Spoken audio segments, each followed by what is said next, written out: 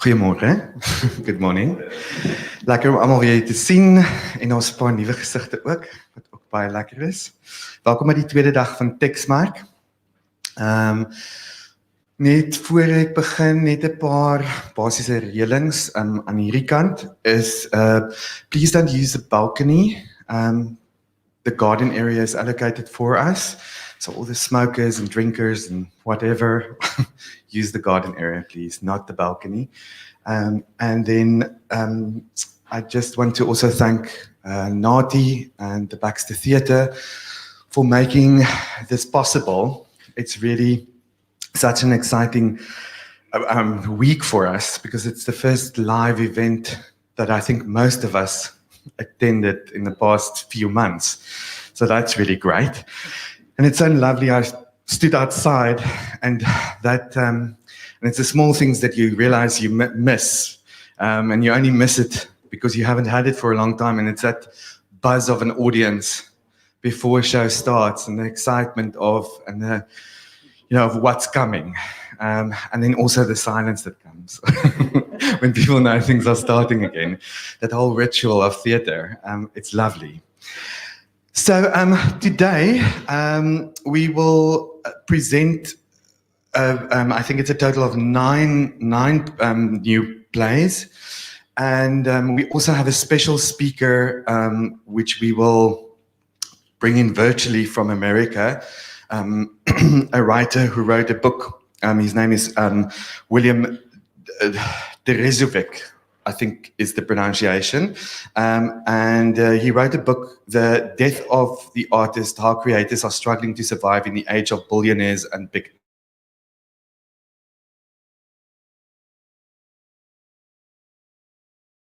Research, spoke to hundreds of artists, and it's all about the idea of Silicon Valley, who creates the whole idea of everyone can be an artist and you can market yourself, and there's this whole technological world out there. And then on the other side, the artists who say, but not everyone is an artist, and how do I actually, who pays for the content that I create to go online, whether it be a published book or a play or a music production. Please come in and take your seats. So please stay. That will happen at 4:30, and Tracy Saunders agreed to do that, facilitate that interview. So without further ado, let's go to the first production of the day, which is also part of the Zuidooster Nati Jong Sterre, and supported by Artscape and the Jacques Gerwel Foundation, which is a project which develops new script writing, and the mentor was Abdurrahman Adams, and I think we saw a few of them yesterday, and it's really incredible work, and it's nice to see also plays that have been through a whole process. All these plays will be presented at the Zuidoosterfees next year.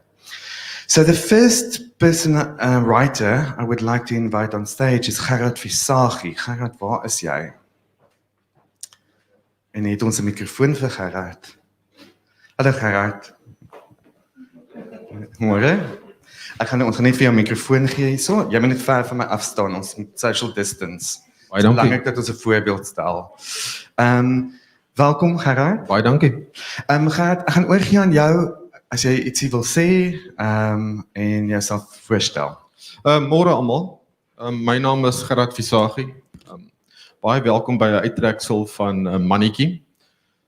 Wanneer ek nie by Teksmark uithang nie, is ek in die gewone lewe 'n onderwyser in Vryseburg. En Vryseburg is so 'n klein dorpie daar in die Groot Karoo.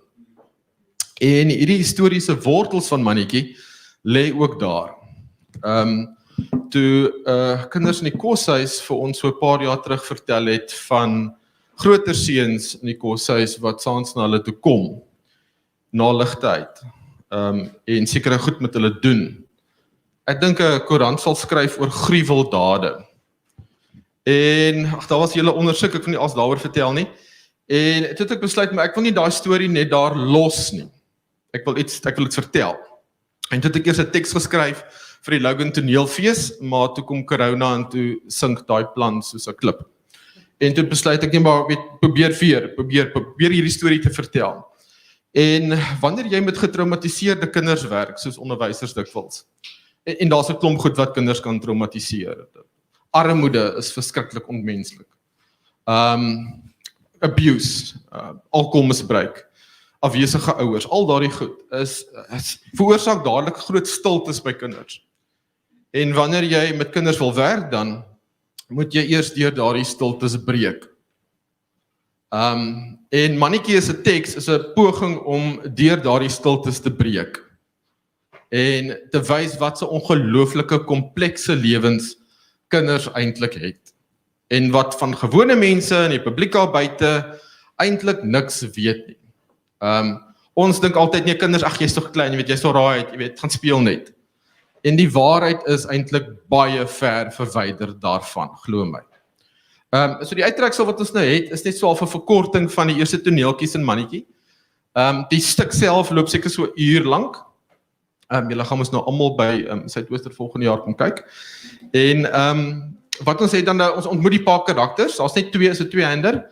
Daar's nou die onderwyser, Hans, wat ek nou net 12 gaan lees. En dan speel Stefan nou van mannetjie. Hy's 'n kind in 'n kinderhuis, maar vandag is hy net 12 op die beach. En hy gaan seker 'n besluit te moet neem en ons leer meer van sy wêreld ken. En dan sien ons nou die onderwyser en sy wêreld meer en die verwydering daarvan, maar ook al 'n connection tussen die twee. Okay, dankie, is julle reg? Ja.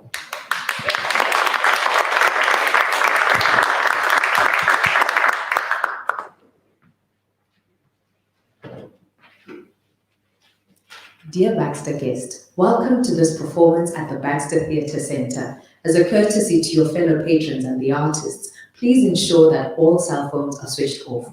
We would also like to remind you that the wearing of masks throughout the performance is mandatory, as required by COVID-19 regulations. Thank you. Enjoy the performance and please stay safe.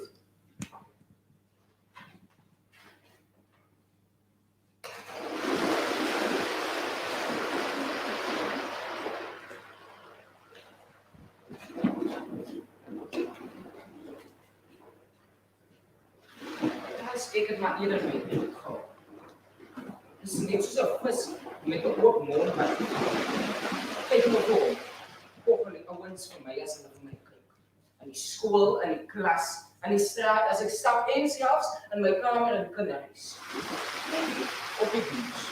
Maar dan is ek ook vas in hulle stil kyk en hulle vuiste en hulle oë en hulle oë wat uitspoeg, jy siek jy man.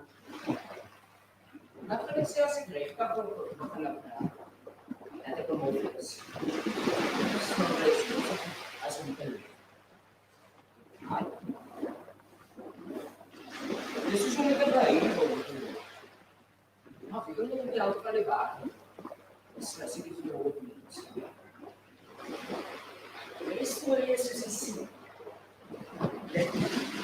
Ik ga maar ze inders. Soos dat ook te vraag, wat is dit?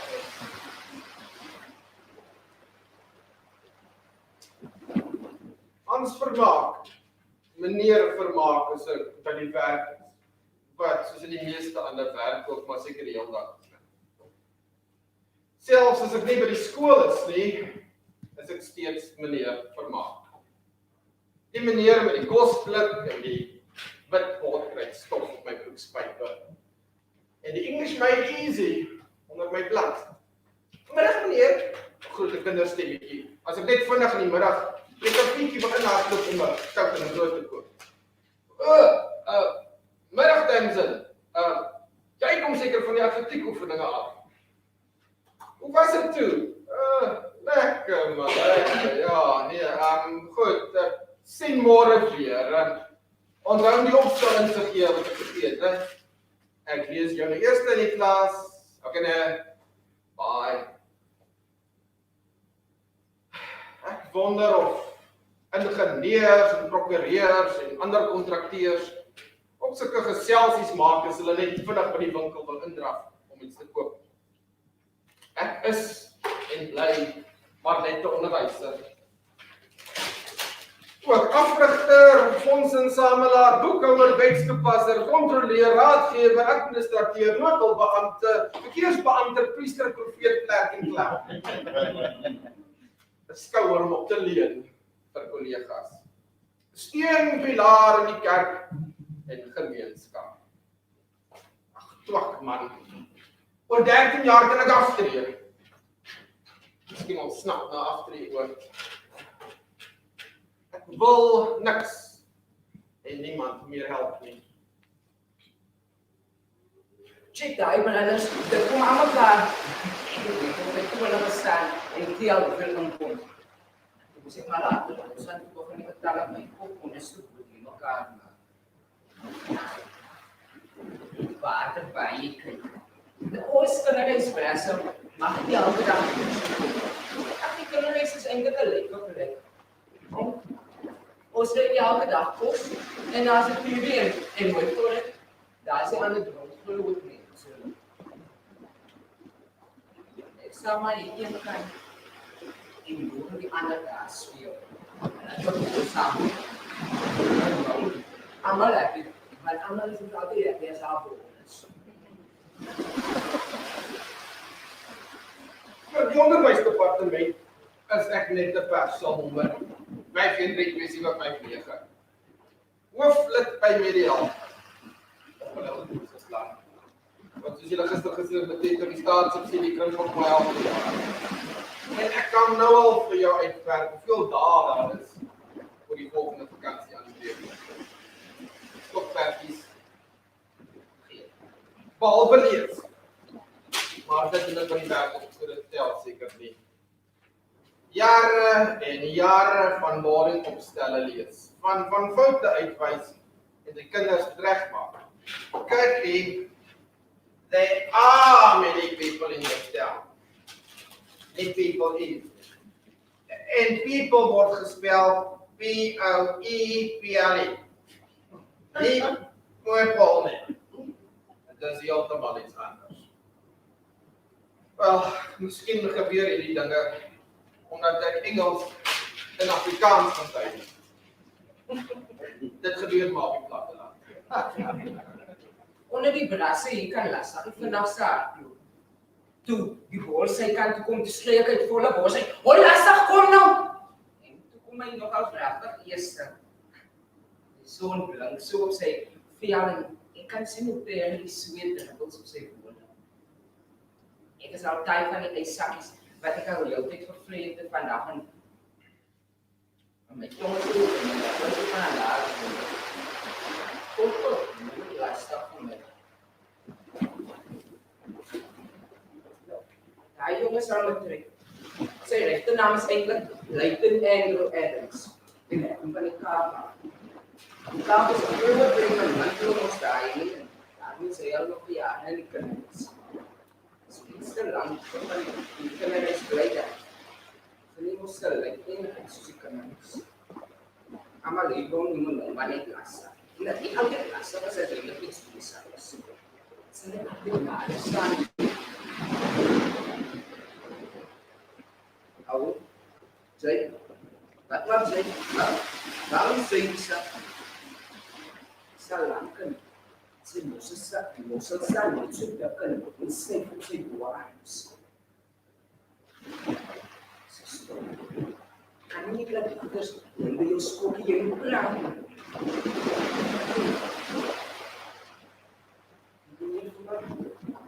Hy sê mos altyd, you can tell me anything as long as it is the truth. Die waarheid. Shit, meneer Sessie. As jy maar net alles van alles weet, volk. By die huis is ek aansien vir Amanda, my vrou van 25 jaar. En as sy met my ongeduldig raak, omdat ek nie die Saterdagmiddag in rugby tyd gras sny, dis wat ek beloof het ek sal doen nie. Dan noem sy my Johannes, maar daardie naam staan net op my ID en op die sertifikaat. Nou gebruik Amanda dit ook vir spesiale tye, wanneer ek die gras gesny het. Jy raak al ewig moeg van grasnyer stoot, want jy lig te veel. Sigarette het nog nie huwelik opgebreek nie. Jy ken nog nie vir my nie, Johannes. Nou, 25 jaar behoort het. Wat sê jy daar? Ek sê ek sal nou klaar wees. Hoor. Jy gee die bole aan. Ek sien 'n stukkie. Saam met sy gesig, tussen my en die son en so sy gesig is half duister en my oë kry seer as ek nou. Jy gee die bole aan, man. Ek hou vas om mos sien. Ek het hier nog op, dis voor môreoggend. Ek moet nog terug moet, man. Wat van Mighty Mouse vrouwense. Ek kan iets agteroor môre. Die boos kom vertel. Ek sê al nog die al. En ek, wel, ek leer die kinders duidelik die verskille.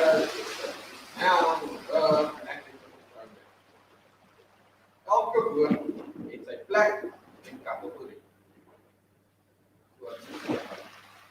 Remember grade 9's, a noun is something you can taste, feel, see, smell. If you can taste it and feel it, it's a noun. It's a real thing. If it has a singular or plural form, then it's also a noun. One girl, many girls. One man, many men. Ek dink wat my nou saans wakker hou. Is nie Amanda se tuinprojekte nie. Ja, ek dink van mannetjie. Nie wat hy gedoen het nie, maar wat met hom gebeur het. Wat hy in sy opstel geskryf. Middag meneer. Middag meisie. Kom in, ek rook nie in die skool nie. Wanneer die klok gelei het en die kinders weg is dit nie meer 'n skool nie. Dit is net 'n gebou. Ja wat? Rook my eerder dood as ek my dood werk by die huis daar. Nee, dis ook klein meneer. Dat ek kan nie lank bly van ons moet gaan eet met kinders meneer. Ek moet ook nog gaan eet. En die kaalbladsy? Meneer. Wel, amper kaal. Behalwe jou naam en datum, is daar net in die sin geskryf, né? Onthou die essay topic maandag was my biggest wish for my future. Al wat hier staan is, lees jy dit self vir my.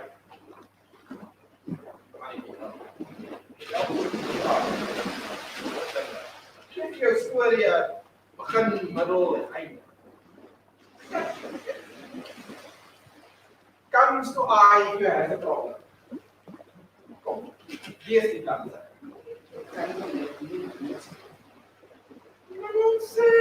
Kan jy eens wat van Kharat skoon?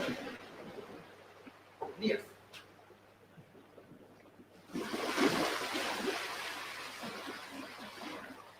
Dis wishes vir my en stop op dis. Wag, man, ek wil jy net twee mense wakker maak met daai harde stem. Lees. My biggest wish is to make them stop and just go away.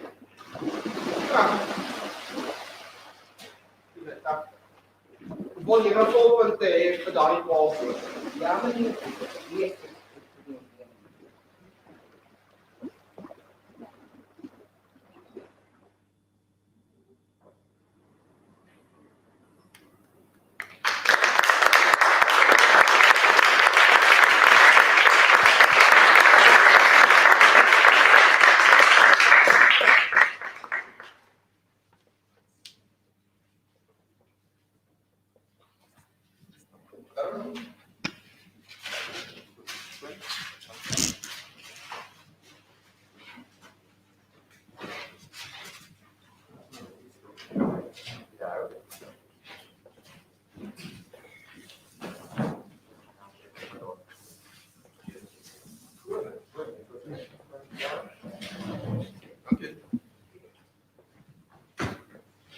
Ja, toe, dit was mannetjie.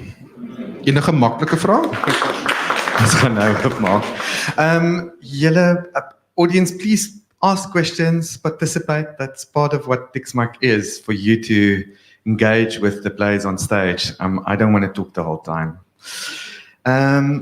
Kharat, ek wil net eers begin deur te sê, julle doen by Vryseburg al vir hoeveel jaar doen julle die jeugtoneelfees? Dis seker nou al, okay, nou skiep corona, seker 44, 45 jaar. Dis die oudste toneel in Afrikaans. Ja. Ek was nie van die begin af daar nie, is alright. Maar ek wil net sê, baie dankie dat julle dit aan die gang hou. Ek weet nie hoeveel mense hierso het deur Vryseburg ook gegaan, en natuurlik die ATKV tienertoneel, en dan Vryseburg is die, jy weet, ons is gelukkig in die Weskaap, dink ek, dat meeste kinders wat in die hoërskole was en so het ergens 'n draai by Vryseburg gemaak op ATKV tienertoneel. En dit is ongelooflik wat julle doen dit is 'n baie belangrike boublok vir die bou van gehore, bou van professionele mense wat uiteindelik betrokke is by teater. So baie dankie. Ja, en wat ek daar veral by Vryseburg geleer het, moes dit leer, nee, is dat in die beginjare, julle wat nou skooltoneel onthou, nee, is onderwysers het hulle stories vertel. Jy weet, dit begin nog maar Kharat Bekes tekste, onthou jy dan nog daai. En deesdae vertel kinders hulle stories. En dit raak al hoe meer kinders as jy regisseurs en hulle doen die tegnies en hulle doen dit, weet. So daar's al vir 'n dekade lank net hierdie hele shift dat kinders toneelfees ran en dryf, en dis so beautiful. Ek gaan sommer eers oorgee aan Theo, wat betrokke is by die Jack Scherwel Foundation, en natuurlik ook direk betrokke was by die ontwikkeling van hierdie tekste. Theo, hierdie spesifieke teks, hoekom is dit deel van die projek gewees, en wat het dit vir jou besonders gemaak? Kan ons net 'n mikrofoon by Theo kry? Dankie, Adrian. Dit was 'n baie moeilike proses hierdie jaar, omdat daar so ongelooflik baie talentvolle aansoeke was. Ek dink wat my van die begin af geraak het aan hierdie teks is dat dit 'n storie is wat moet vertel word, en dat dit stories is wat so min vertel word, want dit is 'n realiteit wat ons nie dikwels wil weet van hoor nie. En ek dink dit is vir my die aangrypende deel daarvan. Die uittreksel self, skestie, jy sal nou weet, maar die uittreksel self is toch baie, ons op die beach en so, dit gaan so, maar die storie raak later baie donker, en dit is 'n baie diep donker land wat mannetjie beleef, en ek nie storie weggee nie, maar arme Hans nou moet probeer uitfigure wat regtig gebeur het. Hoeveel van dit is jou direkte ondervinding wat jy ingebring het, en hoeveel van dit is fiksie en persentasie gewys nou, of persentasie gewys nou. Nee, ja, jy weet. Hoeveel is daarvan? Jy weet, die waarheid, het mis nou maar altyd verskillende kante. Daar mis nou persepsies oor waarheid. In die stuk self is, jy weet, het is gegrond in ware gebeure, maar mens maak mos baie daarvan ook nou weer fiktief. Jy weet, sommige sukkel om vir Vryseburg gepubliseer te kry, het gaan nou maar erg laagwater raak dan, jy weet, maar daar is 'n waarheid in die teks, oor sekere gebeure, en dis miskien later meer die eksplisiete gedeeltes daarvan, ja. Okay. So enige kommentaar en vrae? Cornelia, jy het altyd ietsie te sê. Daar's vir Cornelia asseblief, sy is altyd reg om te kommentaar te lewer.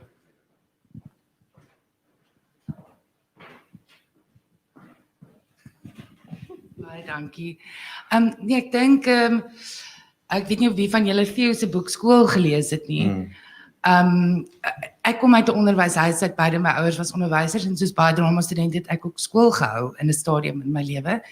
En ek dink die spanning tussen hierdie kind se traumatiese wêreld en wat onderwysers vandag beleef, soos dat jy aan die begin gesê het, onderwysers moet alles wees, en dan moet jy tussendeur nog probeer skool hou, en dan val daar soveel kinders deur die krake, dis onvermydelik, en ek dink jy beeld daai spanning baie mooi uit, en ek weet nie of trafiek se keuse was, daai tou tussen julle nie, maar ek dink dit was 'n pragtige ding om in te bring, want daar's so interafhanklikheid tussen hierdie mense, en hierdie man wat net ook probeer oorleef op sy eie manier, en die kind probeer help, ek dink dit was baie mooi geweest. Ek wil net aansluit met wat jy sê, nou, iets waar ek baie sterk voel, is dat op 'n enige plek, 'n dorp, is die onderwysers die enigste mense daar wat betaal word om kinders te help. En dit gebeur so min. Jy weet, ons sit nog steeds met syfers van Jy weet, ek dink net 3% van alle verkrachtingssake en wat ook al kom op einde met skuldig bevinding uit. Wat gebeur met die ander 97%? Jy weet, getalle gewys, jy weet. Wat gebeur daarmee? En kinders leef in hierdie stiltes. Hulle mag nie praat nie. Stilte word genormaliseer. Dis nie normaal. Jy mag nie praat nie. Jy kan nie met jou ouers praat nie. Jy kan nie met jou boeties en sissies praat nie. Jy kan met jou klasmaats praat nie. Wel, met wie gaan jy praat? Jy weet later. Ek dink mannetjie op 'n manier, as jy in die hele liste kyk, beeld dit nogals my beautiful uit daar as oomblik wat baie mooi raak. Ja. En ek wil nog iets sê. Ek wil net sê, dit is wonderlik om vir Stefan te sien, want hy kom ook al 'n pad met die Teksmark, en om te sien as hierdie, volwaardige akteur daar op die verhoog is net, is net wonderlik om Teksmark in daai opsig ook te sien, dat die akteurs ook 'n pad stap. Ja, absoluut. Nog, daar's kommentaar daar in die hoek. Wie is dit? Tracy! Hi, thanks very much for the piece. I just wanted to say as well that I think if people have followed Dion Wiggett's podcast and his book now, that it is a story that, as you say, isn't told very often. And I think theatre, and again, it's for me why it's so important, is one of the places that if children come and see it, they're prompted to start. I mean, I've had experience with youngsters who do start to speak once they hear somebody else's story. So if it did get produced and toured, would you envisage having some kind of, post-show facilities to assist youngsters who came forward, or is the idea just to present it and then, let things unravel as they could? No, I think if you deal with trauma as such, there needs to be that afterwards discussion. Sad in headlines and newspapers, you only see child abuse being portrayed as something which adults do to children. And I think Maniki opens up that door, that light, that children, sometimes older children, do these things to children, premeditated, and it's done, it's committed. And you have to have those conversations afterwards. You can't just throw something, I think, at an audience and just like boom, bang, especially if kids, whatever age now, older kids are in the audience. It triggers so much. And Dion Wiggett, yes, but the bigger truth is if you read, for example, the tragedy at Parkdown Boys Eye, and the events there, which was, may I say, also covered up in a way, there's also that reality of kids doing kids to other kids. Yeah, definitely. Have a conversation afterwards.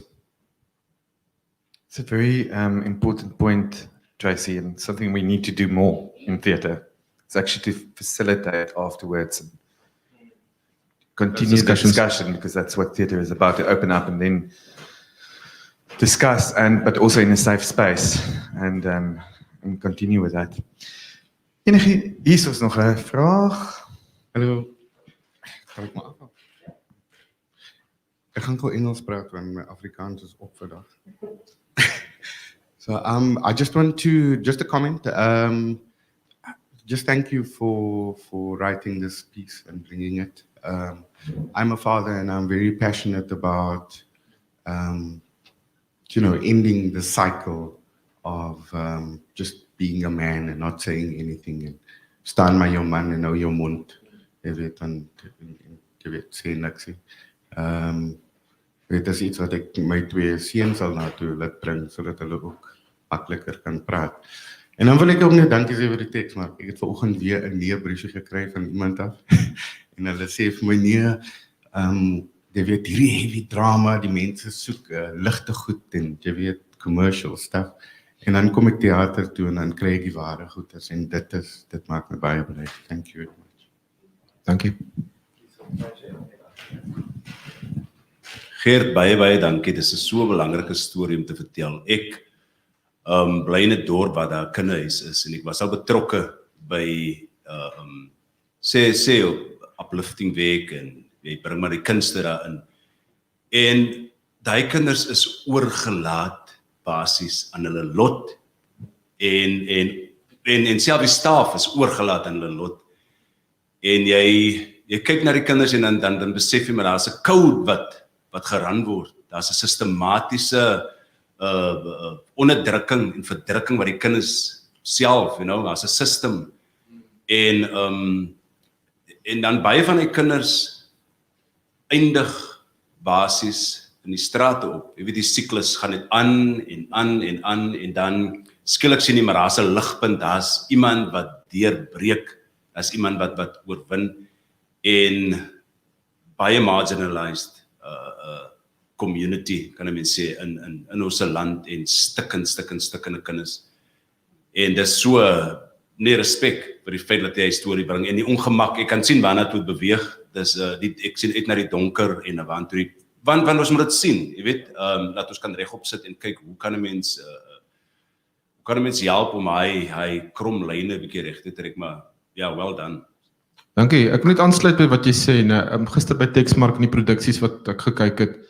Jy weet, ons as groot mense is deur hierdie nou proses om baie moeilike issues van ras, geslag en identiteit is ons nou besig om uit te pak, jy weet, en dis vir ons moeilike gesprekke. Maar met ander issues wil ons hê kinders moet net maklik daardeur vleg en die lewe is maklik vir hulle en dit is so onwaar. Hulle sukkel met dieselfde issues en as groot mense nie met hierdie issues sukkel nie, hoe te meer nog met kinders. Jy weet. Wat hierdie word nou vervaardig vir Suidoostefees. Ja. En is dit iets wat is dit 'n produksie wat jy dan sal byvoorbeeld by die Loganfees, die Fraserburgfees sal aanbied vir die deelnemers daarso? Bietjie verkorter gesanitized dan. Dit is vir 'n skoolgehoor is dan weer bietjie anders. Jy weet as jy nou regtig laerskoolkindertjies, jy weet ons nou gaan 'n skoolgehoor. Jy weet dit kan graad R-tjies ook al wees, jy weet. Ek dink dit is 'n wonderlike produksie vir hoërskoolkinders meer, dink ek. Jy weet ek is baie oop met wat op 'n verhoog gebeur en gebore word. Ek is baie oop met wat op 'n verhoog gebeur. Maar mannetjie as teks tans later raak baie eksplisiet. So mense moet dit ook net in gedagte hou wanneer jy met skoolgehore gaan werk. Jy miskien 'n vooraf bespreking ook het en dis sal jy daai gatekeepers van skoolhoofde goed waar jy moet deur, né? Dis raak 'n bietjie moeiliker dan. Ja, ek verstaan dit. Ek dink net mense moet versigtig wees om nie en ek hoor wat jy sê van jy weet sekere ouderdom, maar ek dink jeugteater en ek praat dan van in 'n Suid-Afrikaanse konteks en vat my aan as ek julle verskil asseblief.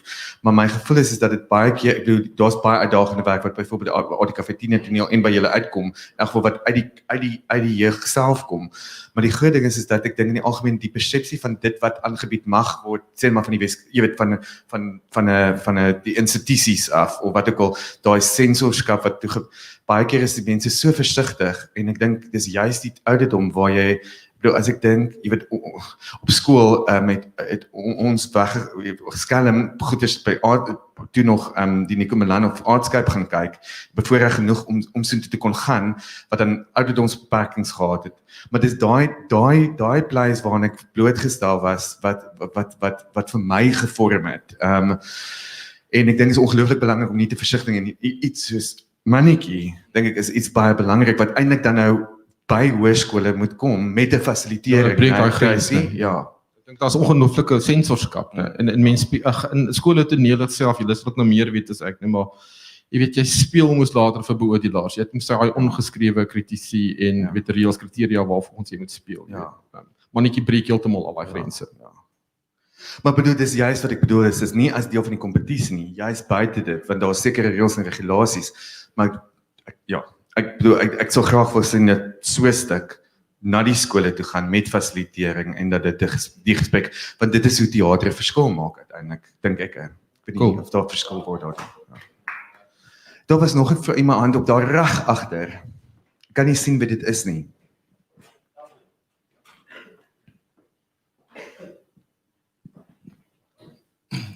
Môre julle.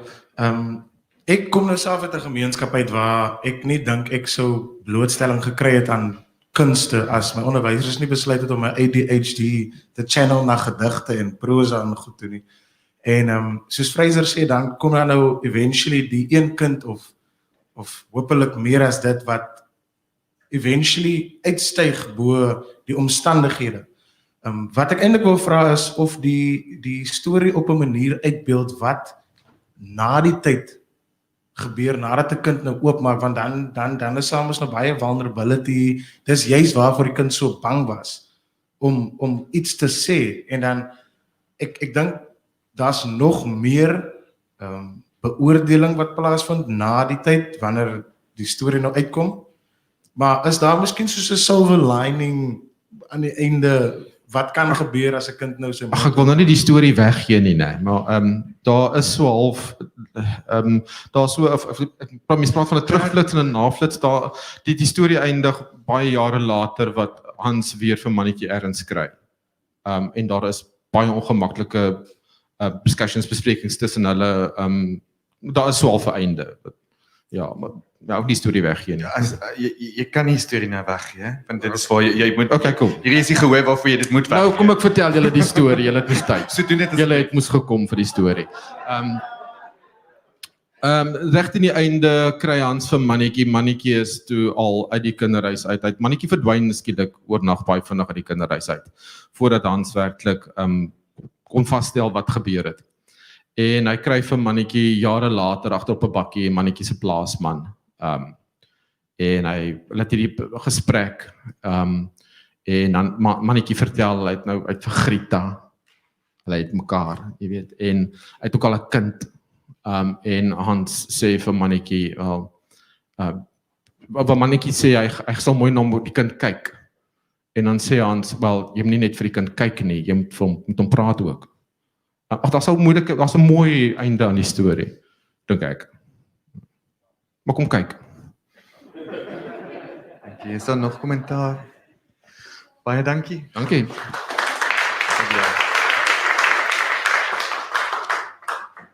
Tara, is dit julle verhoog? Of is daar goedjies wat moet opkom? Aha, hello Tara. So the next play is by a writer, Ian Tucker. Ian, you can come to the stage, and we'll get a mic to you now. And Ian wrote a play, The Spotlight Tonight, and I'm going to leave it to Ian to talk a little bit about the exit that's coming.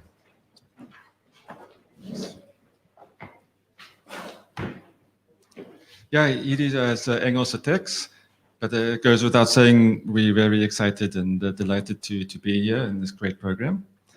My name's Ian Tucker, and the play is A Spotlight Tonight, and it's performed by Renee Klutter and Carl Null, with Tara Notcutt directing it. So I was coming from a corporate background before going into creativity, but I was never that like starry-eyed 18-year-old kid who absolutely just could not see himself doing anything else but besides having a career in the performing arts. So I wasn't that guy, I wasn't that person, but certainly working with artists and maybe cautiously calling myself one in the last while, I definitely get that and understand that there's that dominant force that just drives a creative person. And I think, of course, today the talent show, the televised talent show, is one of the great platforms where one can get a foothold in a creative career, and oftentimes the expectations and the hopes and dreams around talent shows are so heightened and so frenzied. And so I think the Spotlight Tonight is then an attempt to take a look at two performers, two contestants in a talent show, and the one is a wannabe comedian and the other one is actually an artiste, and they're very different people.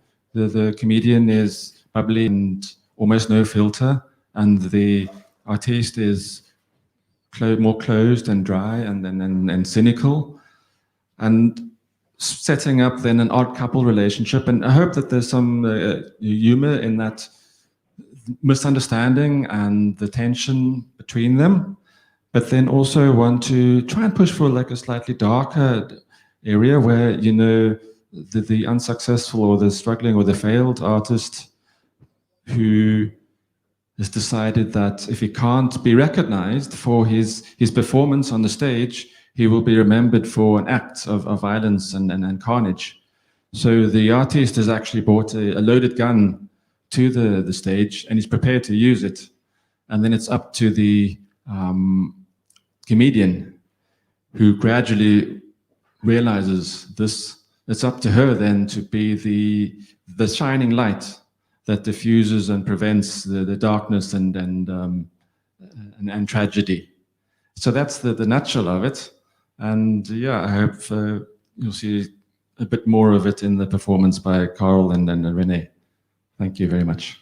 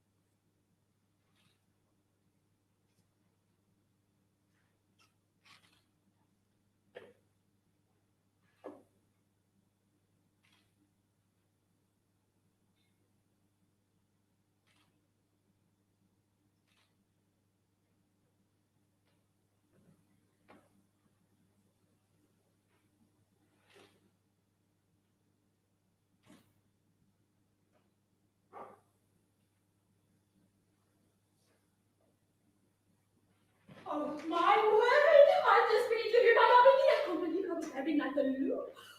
Mine's been great, great. That's all I need. You need to breathe. Oh, standing there with the big foot on in front of the whole country. How embarrassing would that be? And no, lights on, nobody's so embarrassing. Okay, simmer to a mild standing. See. I'm getting my boobies in a good sister. Yes, I couldn't tell.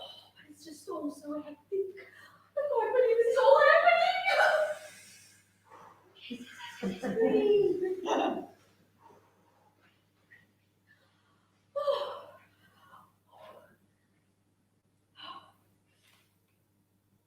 Just like surreal, hey? That I'm here. I mean, this is it. There is no going back now. You can check out, but you can never leave. No, this is only like 1,000,000 times the biggest audience I've ever played. 10 people and a dog last week to 10 million people this week. That's all their judgments. Wow. No wonder Bill kind of freaked out.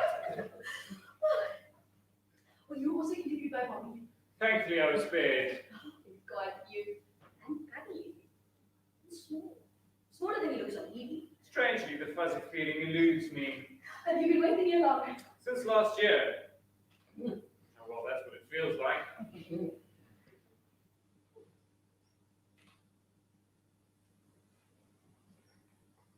So what's your acting? I don't care to label or deconstruct my process. I prefer to let the performance speak for itself. Okay. Well, I'm a stand-up comedian. One of the singers, dancers, acrobats, and clowns. Oh, no, just your stand-up, just me and the mic. Ergo, the clown. And jokes, hopefully, that's quite important. You know, I believe in keeping it simple. Yes, simple was the sense I was getting.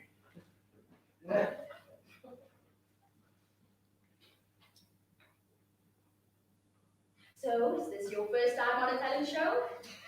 You see, I find the term talent show something of a misnomer, considering the dire excuse for talent usually trotted out. Well, as Bobby says, if you've got a God-given talent, you have to share it. No, you don't. Especially if it's God-given. It's all entertainment at the end of the day. That's why there should be a quality quota so that this type of entertainment isn't routinely dumbed down to the lowest common denominator. Aren't you nervous? You seem so chill. See, I channel my energies towards the actualization of my performance. Therein lies the difference, I suspect. I envy you. You're like Zane Gareth Cliff. I think I'm just extra nervous because my parents are in the audience. This will be like the first time they see me perform. Are your family also here? No. Oh, don't get me wrong. It is great that they're supporting me. At least I know there'll be like 3 people laughing at least. If I'm wrong, it's going to be a little awkward. Like my mommy saying, "Oh, you were brilliant, my baby." No, mommy, I died on my ass like Elvis. Yes, that would be grim. I know what my daddy will say. Ach, tough crowd, girlie, tough crowd. No, daddy. Lame act, actually, lame act.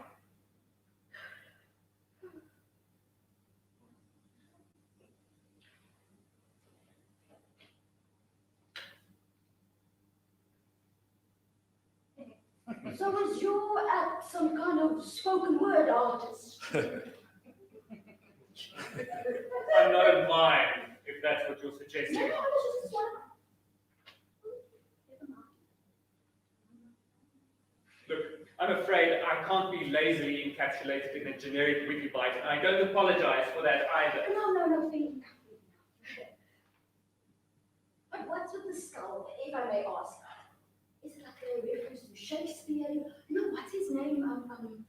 Hamlet, perhaps? Yes, you the issues. The work is a tragedy of Hamlet, Prince of Denmark. Yeah, when the guys are smoking weed and chatting the skull in a wormhole. Don't tell me, you saw a reimagining of the piece at Maynardville. Oh, it was either that. We were trying some pretty imaginative recreationals at the time. Yeah, I remember at one time, a giant angry rabbit came to sit right next to me. Yes, that would have been the reconceived ghost of Elsinore. What did she have to say for herself? He wanted to know where to get the bunny child Weinberg. Oh, yeah. Well, it was me that wanted the bunny child.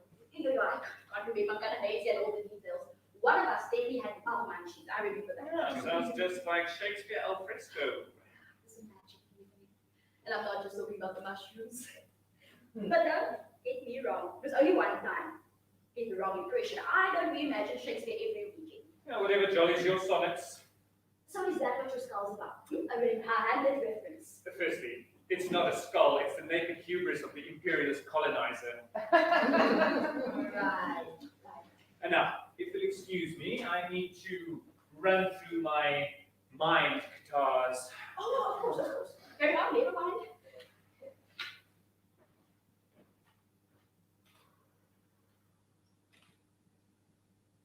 Fail to prepare to fail. The craft is not a wine, don't leave it in the cellar, it will never mature. You're the bomb TikTok, you're gonna blow up in your box. You do realize your interior monologue is on speakerphone. I'm just getting into my zone. That's fine, but can you keep me out of it? Okay, no problem. I'll just sit here quietly and do my Kegel exercises. You should do some Kegels yourself. Yeah.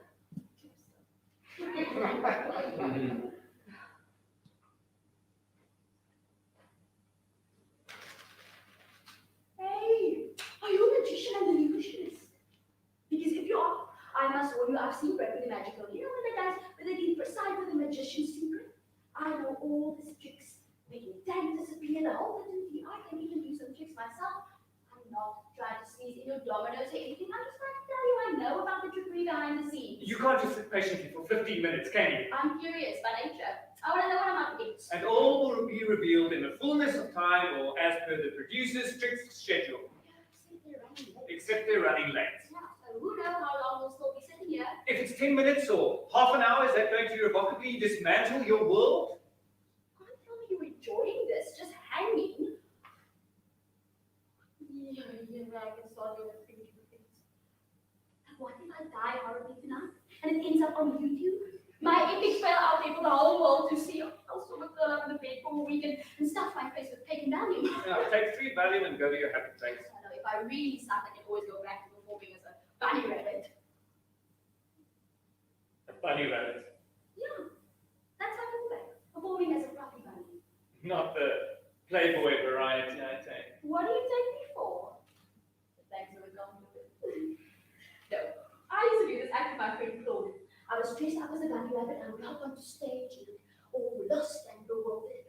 Then I would ask the audience if they'd seen a magician. No, they obviously hadn't. So I'd say, oh, never mind. You wouldn't like him anyway. He likes to play cards with us rabbits. He was supposed to make him disappear. Now he's disappearing so far. That's just typical of him. It's always about him.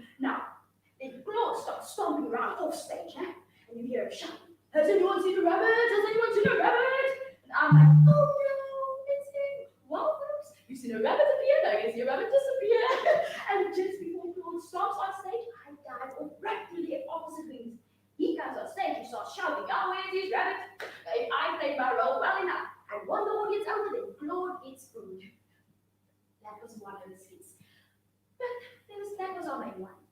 And this was a big hit on YouTube. It's safe to say it was a big hit with Claude's mother. Two stoners were very loyal fans of this boy Keegan that lived down my road. You had a fanboy called Keegan. Yeah, only because he wanted to get into my pants. You know, he wanted to jump with one knee, tap the bobtail, scrump the Yes, I get it. So yeah, that's my full work. Forming as a rabbit. And yours?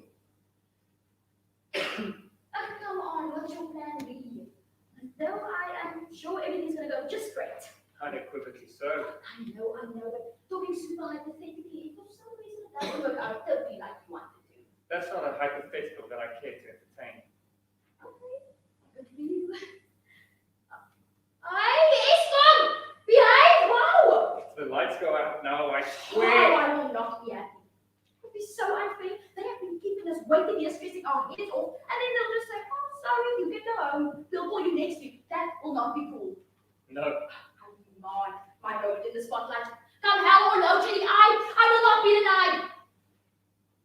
Good. Someone's listening to us. I should hope so.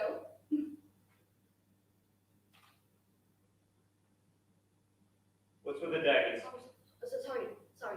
If looks could kill, that was positively carcinogenic. Sorry, I didn't mean it like that. I was just checking, noticing the aura. Oh God, so now you're an aura auntie too. I'm a girl of many talents. No, not really. Actually, it's an auntie of mine who's very into auras, and it was her who encouraged me to read. Well, I don't want to know about it, thank you very much. I'm no expert, but I'm picking up on something. Best you don't doubt it.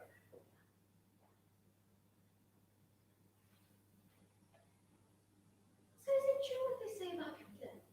That he was a dog lover? Blondie and Bella, and yes, by all accounts, he doted on them. How do you know this? I once did an essay on tyrants and dictators. Okay. I will be.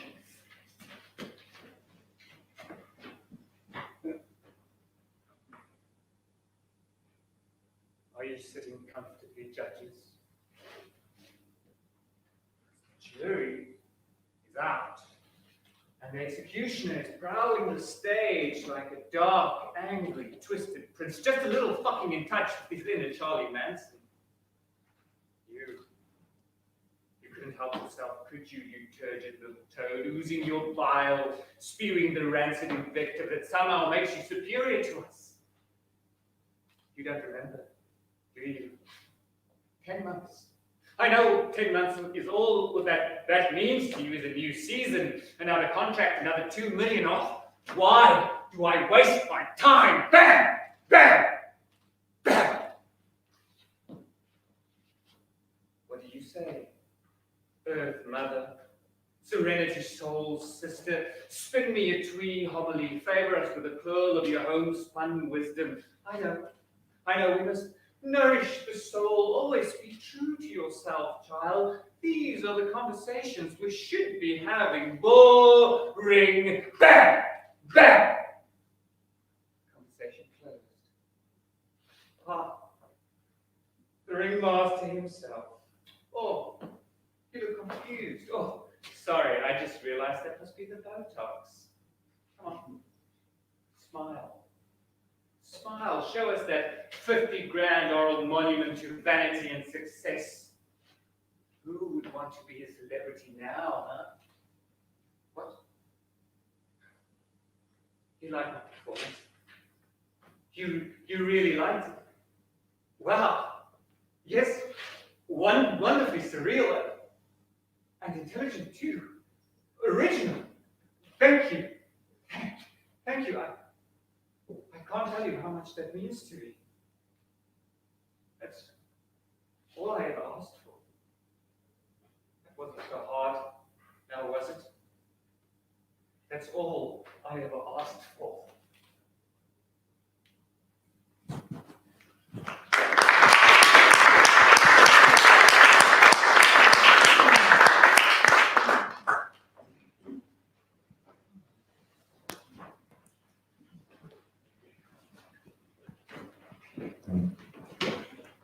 Ian, Thank you, guys. It was wonderful. You want to Understand? You want to stand? Yeah. I'm standing. You can stand. Ian, just give a little bit of, can you just, how does it all end? Just give like the whole framework of the plot. Yeah. The plot.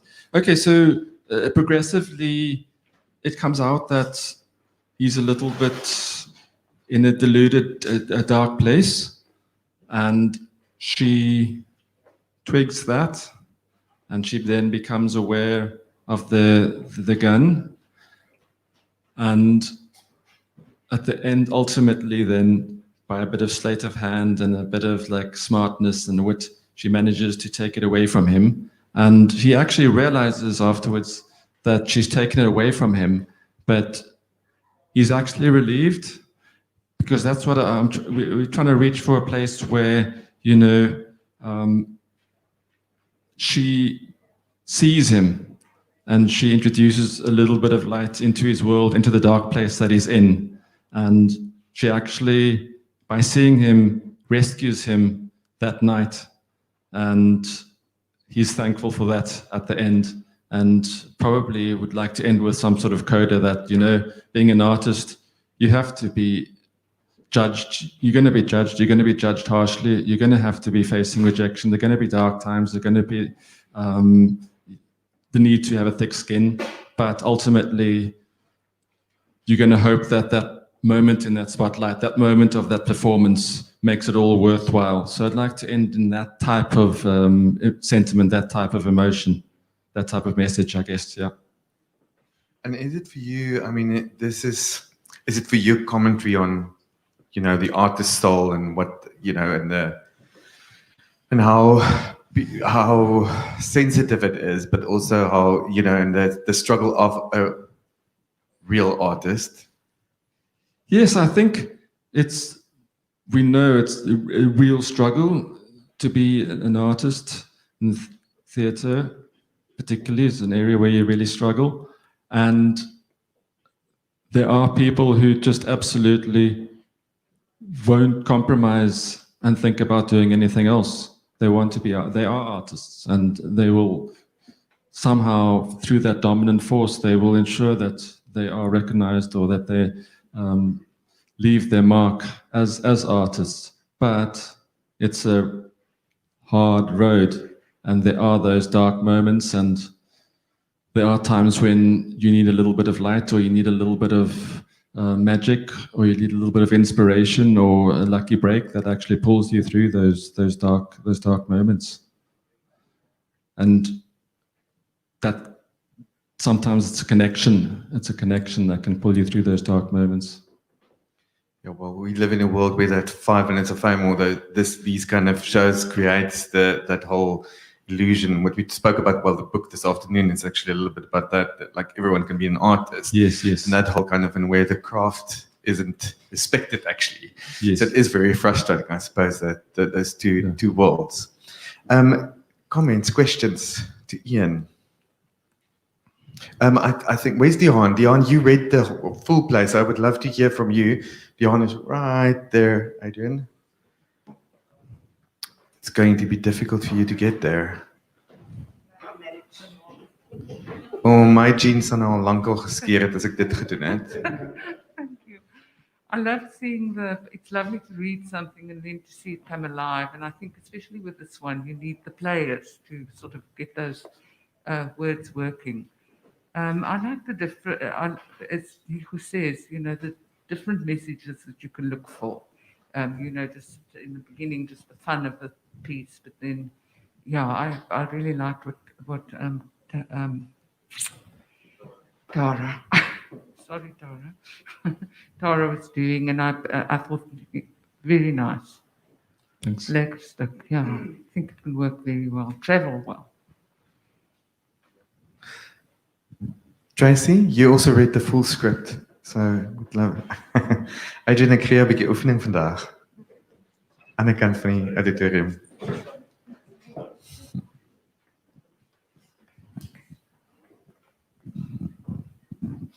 Yeah, I also think as a commentary on just general arts and where the arts lie and the danger of these 5-minute fame competitions, I think it works very well as a piece. And it was one of the pieces as well. When I read it, I could see it happening on stage, and it's quite uncanny how Tara's managed to bring. And I mean, the casting I think is also brilliant, and I like the kind of balance between dark humor and the humor. In some ways, the kind of non-comedian is almost funnier than the actual comedian, which sometimes in real life is often the case as well. But yeah, I think it's a really solid script, and I think it's also something that will travel very well. Great, thanks.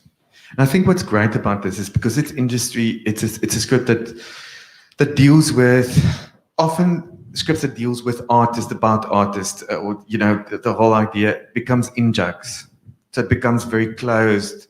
And what my feeling with this was, it actually opens it up for a whole audience to feel and experience what these people experience, and it becomes a dialogue between audience, and it doesn't just become a very closed, play that's actually just for the actors themselves or the writer or whatever. Yeah. Because that often happens that it's too close for an audience, and I think your play is kind of with the humor, the way it's structured, the way it really opens it up to a wide audience, and it's entertaining and it's, well, as people who's in the industry, I think it kind of hurts as well because you kind of feel for the characters. Yeah. Anything I think with the talent shows, I mean, they are like really weird and highly produced beasts and events, but you can actually, I've forgotten the number of times where I've seen contestants and there seems to be only two answers when they're asked, what is winning this talent show, what will it mean to you? And it's either it'll mean the world to me, it'll mean everything to me. So these are starry-eyed contestants going in there and pinning so much on a talent show that it almost becomes the stakes and the expectations become like beyond this world, and I think it can make a person go a little bit kind of off kilter, but wacky, and maybe do some crazy stuff. Well, and it's also those kind of shows. I mean, we can talk a lot about that, but it's produced for entertainment. It's produced to kind of to play on that emotion and play. Yes. It's that reality TV kind of thing but it's not real. So everything is heightened and everything is kind of pushed so that people can cry and whatever. So it also becomes a different story. Have you ever entered a talent competition? No. Just wondering. Okay. Me neither. I don't have the guts. Okay. We're fine. Thank you, Ian. Thank you very much. Yeah. Thank you.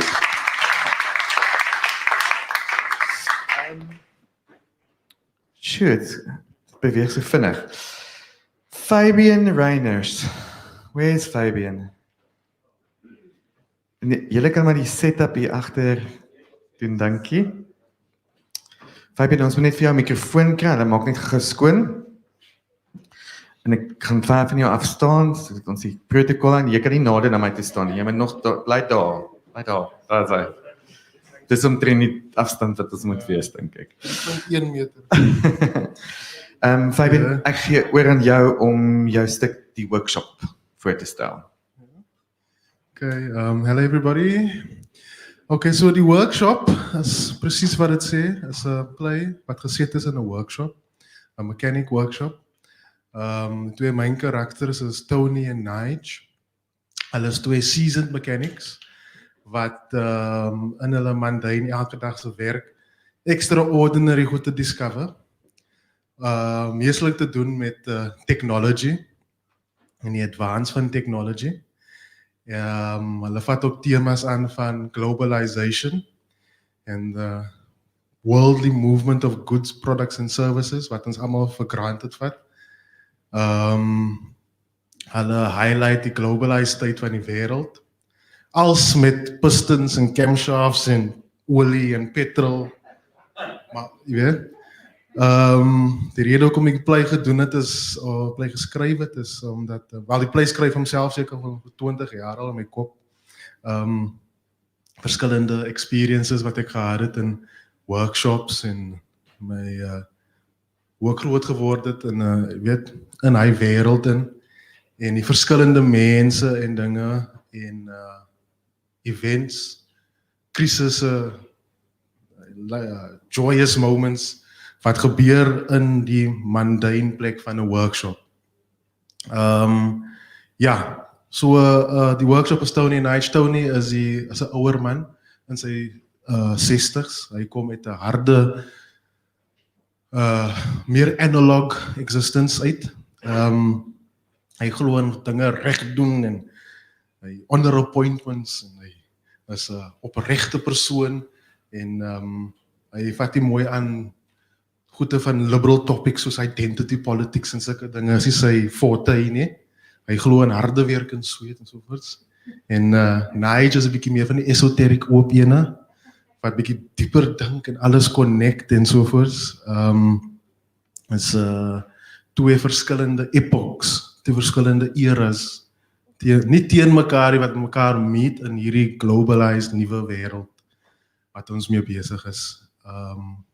Maar wat hulle altyd discover in hierdie nuwe wêreld is dat daar 'n ander force is wat left of center van uit die bloot uitkom en al hulle idees absurd oorvat.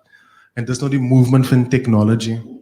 So al het ons idees hoe ons gaan werk en wie ons gaan wees in die toekoms, glo ek daar kom 'n side tide van technology wat ons nie gaan verwag nie, wat die dinge wat ons gaan doen heeltemal gaan change en dit gaan soos COVID wees oornag en so dis die temas, dis die tipe temas wat in die workshop is.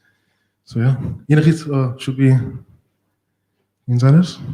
Ja? Ja, dis reg. Okay. Ons sal na die tyd gesels. Okay, cool. Thanks.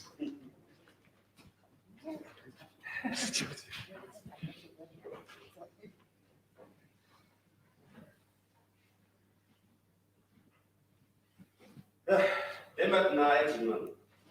Die van kom laat die Malteus connector. Mis op my pie. Dis wat. Dit is ek probeer dis. Ja. Wat? Dis 'n play design for Hong Kong from Hong Kong. Hold on a minute, Master. Save a penny here, save a penny there. This multiple connector was half the price. The best I could do. A pirate part from Taiwan, for your information, not even Hong Kong. Okay, Taiwan. It's all the same pirate parts, man.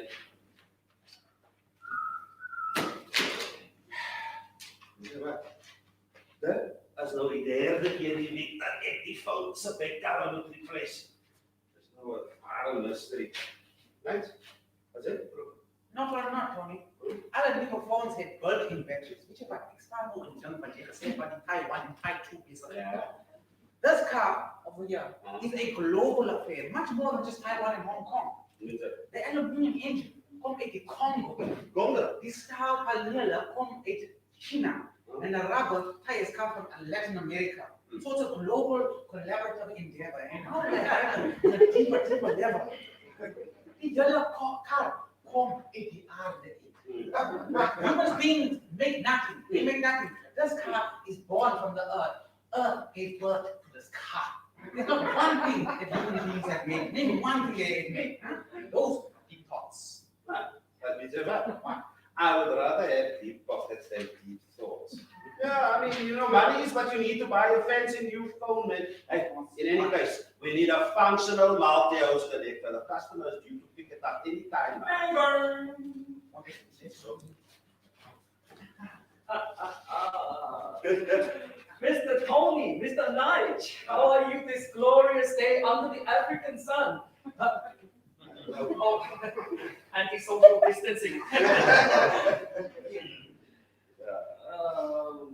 No.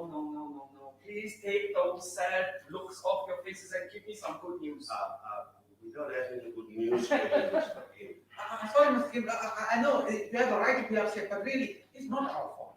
You should actually blame global warming and climate change. Yes. Depending on the weather, of course. Yes, right. Cut the shit. Where's my car? Mr. Kim, we have a quick explanation. You see, our regular space shop man didn't have the multi-house connector needed to complete the job. You see, they ordered the part from a company in Thailand, yeah. But due to high seas, high shame, and the container was lost. CJ, I see it's caused by global warming. Yeah, in any case, Mr. King, there is good news. You see, the company, they dispatched they swift. Tony, Yeah. I like you. Yes. But Yes. this scenario here is just plain unprofessional. Why wait until I arrive here and then tell me about the missing part? Mr. Kim, look, we are so sorry, man. So sorry. Sorry. Also, you need to understand that your model Kia is a very, very, very old car, and finding parts for it is very difficult. Nice. That's really no excuse. Things would have been different if the factory was right here and then servicing and parts would be so much easier. Actually, the Kia factory is not that far away. Oh, maybe just a phone call away. It's very clever. Aren't you gonna? Yes. Hey, I was thinking, you are South Korean, or are you Korean? Great. You know, I never knew that your country made cars. The last I heard, you were leader. What's his name? You built rockets for the money earned from sending their citizens to work for nobody in other countries. That's the wrong Korean. That's the wrong Korean. Oh, North Korea. No. South Korea is where I have Kia. Yeah. Okay.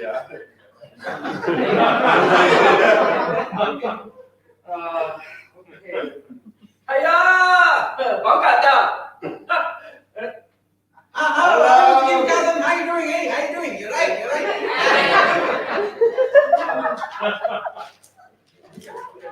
Yes, hello, Mr. King's cousin. You know, it is such a great honor for us here at Old Bank Motors. I mean, your great corporation has set a new benchmark in our car manufacturing. I personally have fixed hundreds of vehicles imported from your country.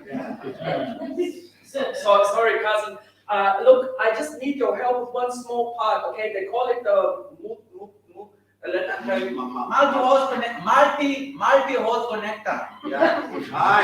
Tell me, how's the weather there in Korea? South Korea. Whoa. Hey, Nudge, you have the aim of a sharpshooter. You really took my hand off there. Sorry, Mr. Kim, man. I have no idea why that keeps happening, even to his phone, man. Sorry. No, cousin, I'm okay. It's all right. It was just a small accident.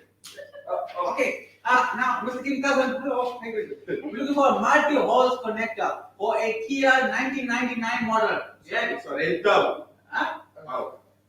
Yeah. It says give part number. Part number there. Yeah. Nice is giving the part number. Yeah. He's looking for it now. Yes, guys, can you tell him the part number? The data is not cheap. Okay, now Mr. Kim, here we go. I'll read it out loud. It's K for Korea. 176Y2K dash 40099. Yeah, he found the part. How do you say how much is it in Korean? Look. There you have it, guys. An international connection. It saved you from losing a loyal paying customer. You guys, you need to start thinking out of the box. Right? The world is connected. Everything is connected like the internet. The fourth industrial revolution. Yeah, but listen, man. All I want to know is why would a battery covers and disappear? Tell me your occupation is it? At least mine is still intact. Maybe you should get Samsung. Samsung. You know, because I'm South Korean. That's why. Exactly. Yeah. Okay. See you later. Bye.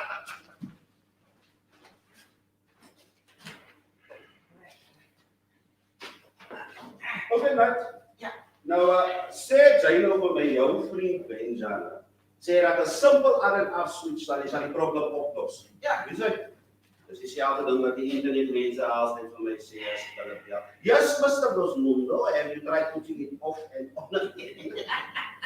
Look here, Benja knows what he's talking about, man. The guy graduated cum laude, specializing in this plug-in hybrid thing. Okay, now it's worth years. So according to Benja, all you have to do is cut this wire. You can see from the top. Cut this wire and mend it with this one over here. All right. Leg muscle. No. Night. What? Hold on, Night. Ik sê dit sommer straight. I don't think it's a good idea to cut anything on this car, man. Look at those thick wires carrying large voltage, man. Look. There's a whole spot there. So Tony, please stretch the man. The guy started this stuff. You want to give us bad advice, okay? No. Okay. So cut. All right, you go. Stay there. He doesn't want to cut. Ja. Die feit dat die katte nie die draad wil sny nie is 'n sign van boa. Hoekom nou opgee man? As 'n amper dan, ek gewoon groot katte kry. You know what I call this? Kalkata. No. Wait, Night. What? Serious? What? Wel sê hy doen gebruik. As jou life insurance opbetaal is 'n groot kans jy kan ontspan. Think about it. You don't want money because only can know. Okay, here we go. Time waits for no idiot name. 5, 4, 3, 2, 1. See, nothing happened. All right, you got to have faith. All right, every little thing is going to be all right. Everything will be all right. So it works. That's why. Now it's connected. Right. So Right, now, so- this wire here, you connect the neutral. You have to have the wires. neutral, yes. Yes, and some medium. Yeah. Below, so some green. Right. Yeah. And opposite D wire. As diagonal. As a diagonal. Yeah.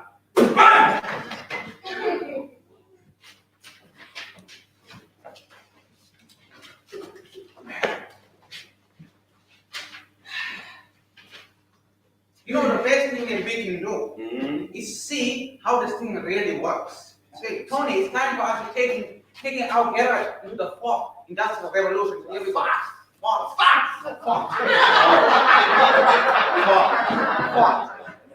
Ja, whatever man. Yeah. Suddenly stirring my hand. Who is the best The best mechanic in the land is a robot named RoboMan. The android can perform up to 50 functions at once. Fresh. Sorry. No robot is better than me at being a mechanic. No. There are just some things human can do better, man. If that robot was right here, right now, at this address, looks me in the eye, then I'll show them. Purchase confirmed. Pay for an old orders arrive anytime soon. It only the robot will order. A robot mechanic, best mechanic than you ever had. Ja, maar die Serena, dat is gezien van een jullie dan kosten. Someone did. Hey bro, did you just order this thing by teleportation? It's official service. Yeah, Tony, this is definitely a plus, man. Imagine the headline news, nah? Mechanic duo brings the auto repair industry into the future. Yeah. Oh, okay, enough of the theatric stuff. It's a open up. I see I'm switched to open. No idea, man. Get questions. Dit kan massief. Dat is massief. Hoeveel weergeeft? Is het hij? Misschien I don't know. Let me switch on. Is die man? Yeah, let me switch on. What? It smells like wires burning, man. Hoe lang is de Roboman geïnsured? Malfunction, work overload malfunction, error code E7, test you to overwork. You must be a master. But stop! Hey, as jou meester. Sit daar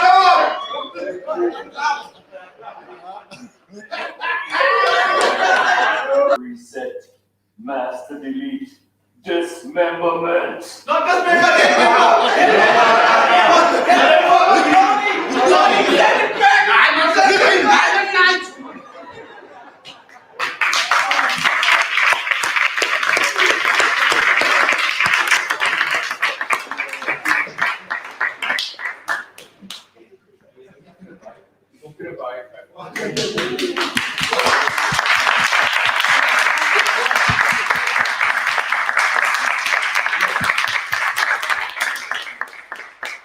Abdu, sal jy agterbly want jy het toe met baie van hierdie tekste te doen gehad, net om 'n paar woorde te sê. Ja, dit sal lekker wees. Kan ons vir Abdu ook 'n mikrofoon kry asseblief? Dankie. Miskien meer net 'n bietjie oor die proses. Ja, want jy het nou met ek dink 7 7 van die tekste wat hierso betrokke is gewerk oor 'n lang tyd. So as jy net 'n bietjie daaroor kan praat en hoe dit vir jou was en hoe dit was dan nou spesifiek met hierdie teks waarby jy nou. Ja, soos Theo vroeër genoem het, was dit 'n moeilike proses. It was very difficult for us to, select the plays, the final 7 plays. In fact, we were only going to select 5, but then we felt that the quality of the work was of such a nature that we went on and we selected 2 more. And about the process happened in, ek wil nou sit, maar ek is nie so. Yeah. So the process was 3 weeks long. What it entails is that the group goes out to Somerset East, which is about, I think, 2.5 hours from PE. And then this entire group, they stay there for the entire duration of the 3 weeks. And I think because I've done script writing workshops before over the years, I have, I've determined what works and for myself now, and what doesn't. And what I did was, which may have helped the narratives to grow and structurally for the plays to grow, was that we would have almost every second day we would have readings. We would read through at least 3 or 4 scripts. So there was a continuous process of the writer coming and sharing, engaging with the group, and then there was group notes that followed.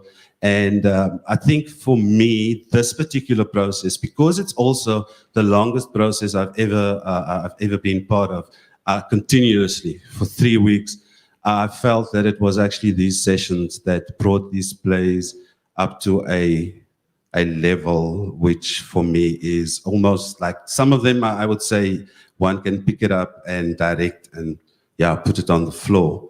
That's about it. And then I just want to thank the Baxter, Nati, Jake Schervel Foundation for the opportunity to, I've been able to work. Suidoosterfees. En die Suidoosterfees. Ja, en das ja nou.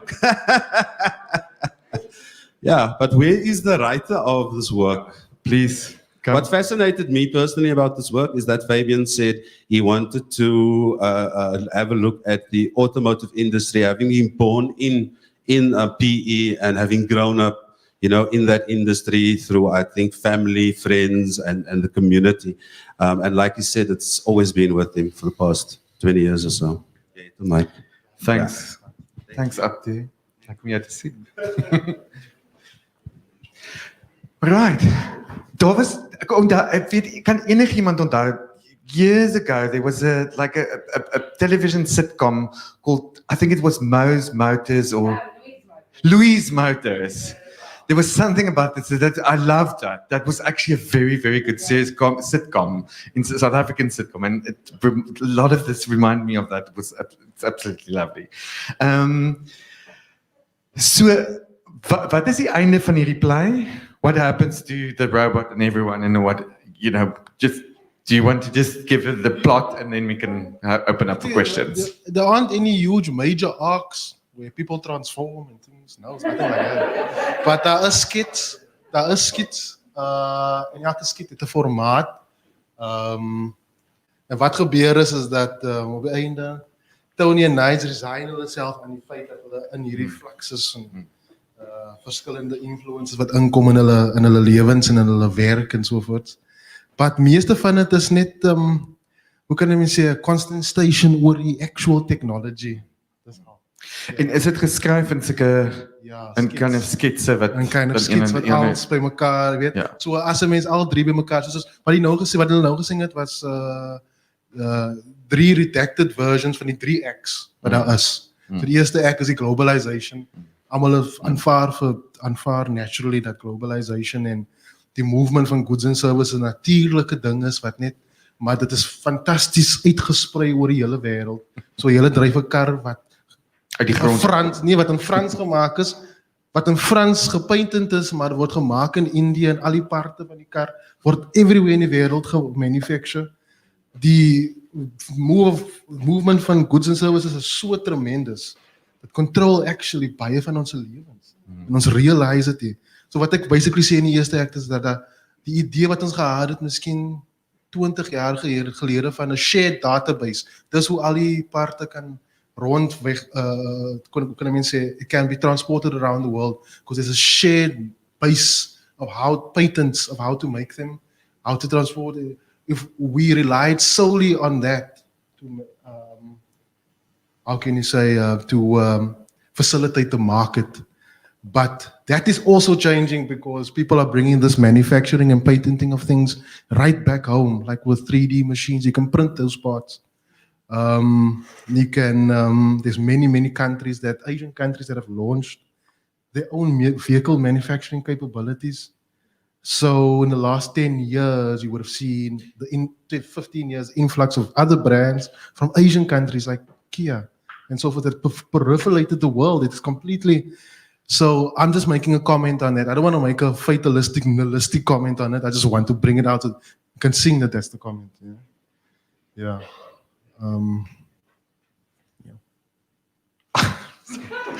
To ask a question, I'm actually going to ask the question. Do we have like Asian actors in South Africa? Do we? Yeah, he was asking. My grandmother's on both sides Chinese. Yeah. Are you? Okay. I had to ask the question, but because it's a difficult thing to. Yes. But no one's answered. So we've got one actor and he's here, he's present. Anyone else that's competing for that part? We must have someone. Any comments, questions? Okay. Please save me.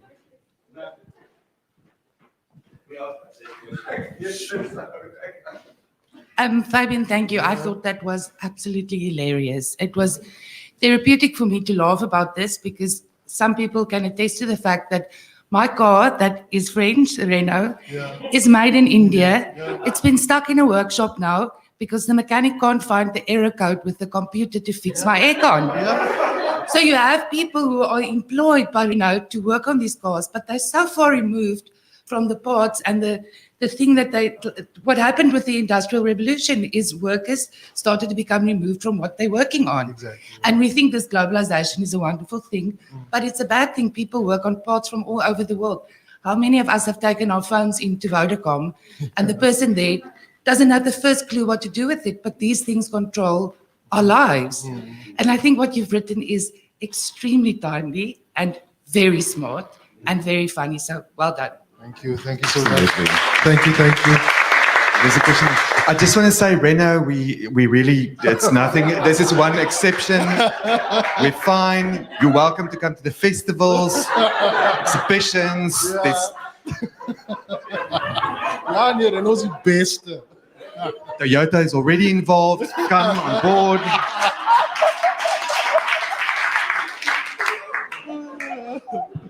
Baie geluk Fabian, dit is absoluut 'n uitstekende stuk hierdie. Ek kan sien dit is 'n man wat 'n kennis het van wêreldgebeure. En die casting is uitstekend, die dialoog is absoluut vlot.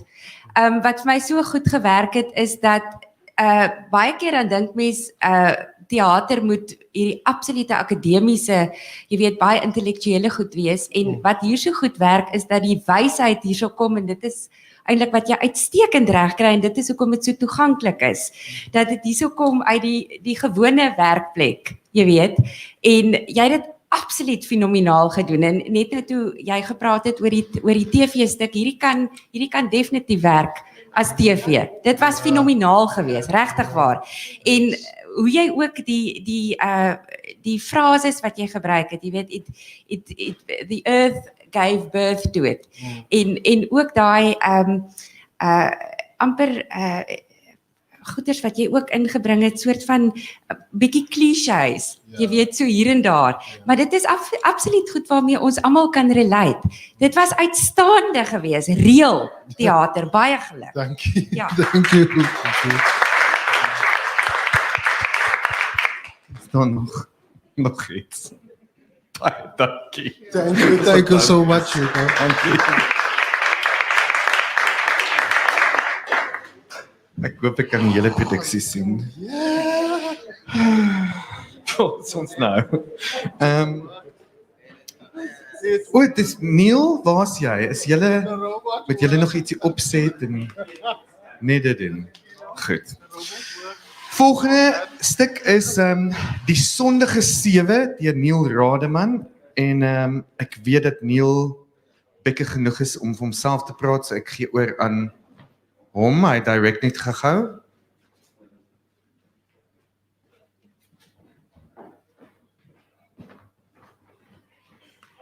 Oor na jou, Neil, Neil het 'n mikrofoon nodig. Dis hy. Dankie, Adrian. Goeiemôre dames en here. Ek het probeer om 'n oudtydse literêre kabaret te skryf. 'n oeroue tema, die 7 doodsondes, en toe noem ek dit net baie voor die hand liggend, die sondige 7. En dit word ook beskryf dan in die voorwoord as 'n amper konsert. Dit is lighartig, maar dit sal ook dan die gehoor uitdaag en konfronteer met die 7 doodsondes. Dit het pragtige name in Afrikaans. Dit is moeilik om al 7 te onthou. Ek het 'n nota dus gemaak vir myself. Dit is vraatsig, hoogmoed, traagheid, welis, hebsig, woede en afguns. Daar is 7 karakters dus, en daar is ook 'n seremoniemeester, wat dan van tyd tot tyd die MC genoem word. En ons het dit wel goed gedink, om net 2 akteurs te gebruik. Hulle hoef nie manlik of vroulik te wees nie. Daar is geen gender by betrokke nie. Daar is geen politiese agendas nie. Dit is bloot ingestel op vermaak, maar sondige, heerlike vermaak. So, ons rig dan die spreekwoordelike spieël na u vandag, en hopelik ook in die toekoms, en dit sal lekker wees as u dalk met van die akteurs ook kan gesels na die tyd. Dit is my voorreg om saam met hulle te werk, en baie dankie vir die geleentheid. Dankie.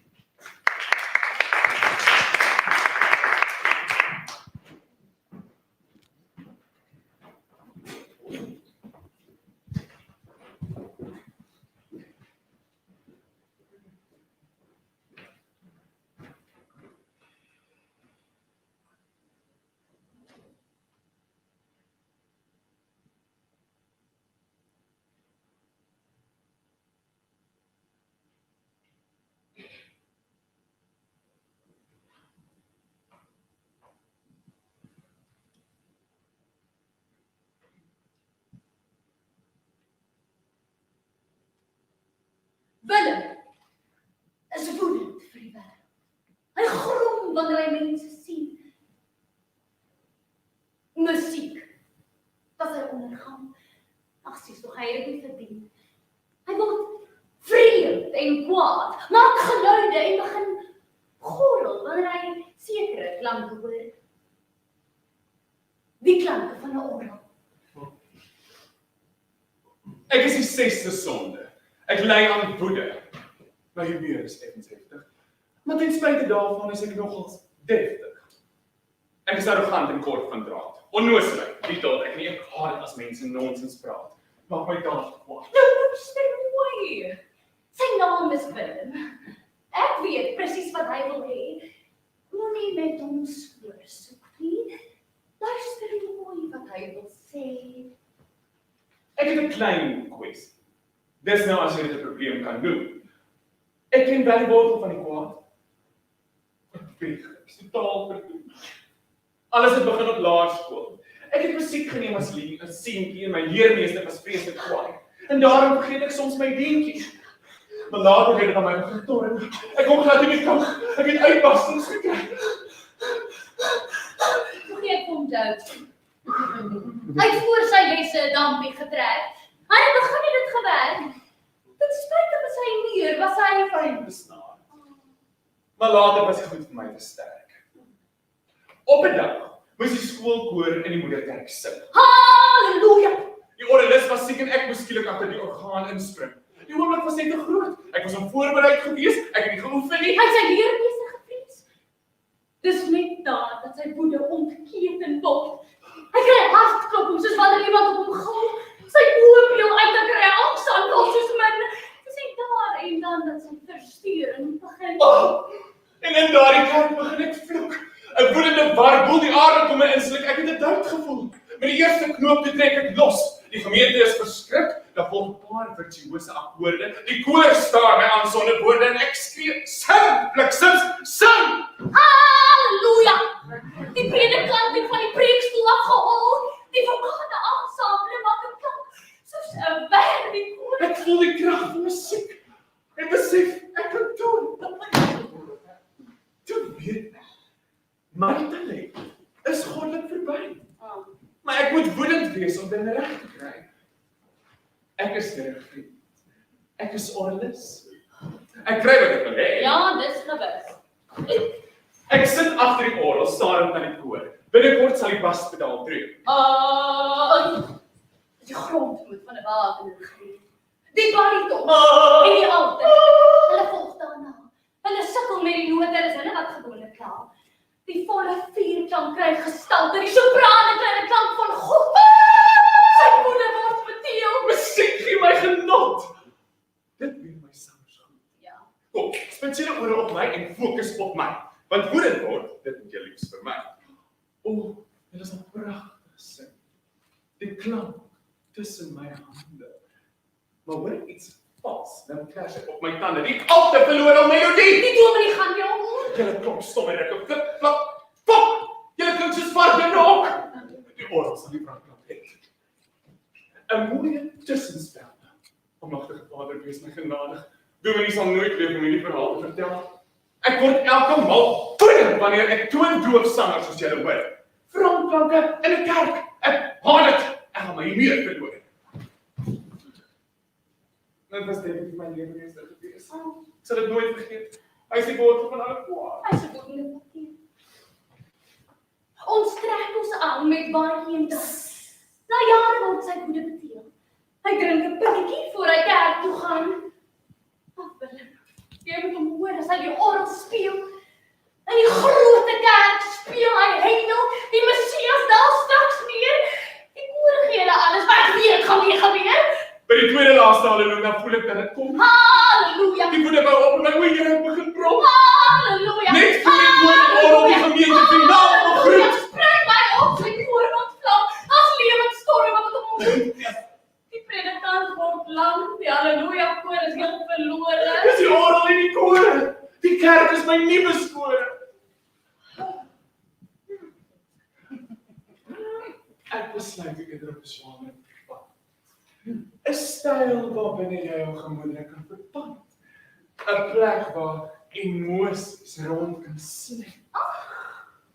Die sondige 7 minute. Kharat.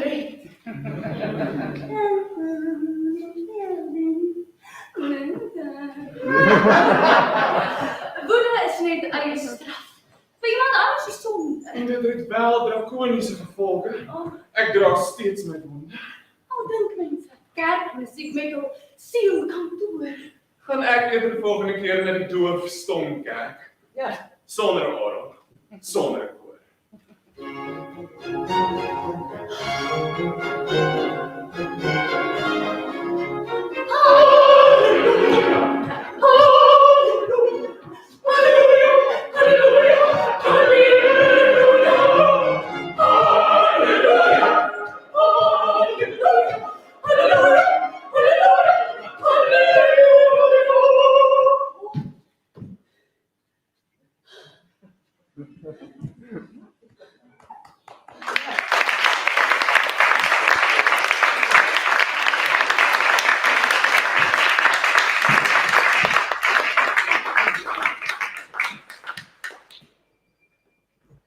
Neil, was jy? Daar's Neil.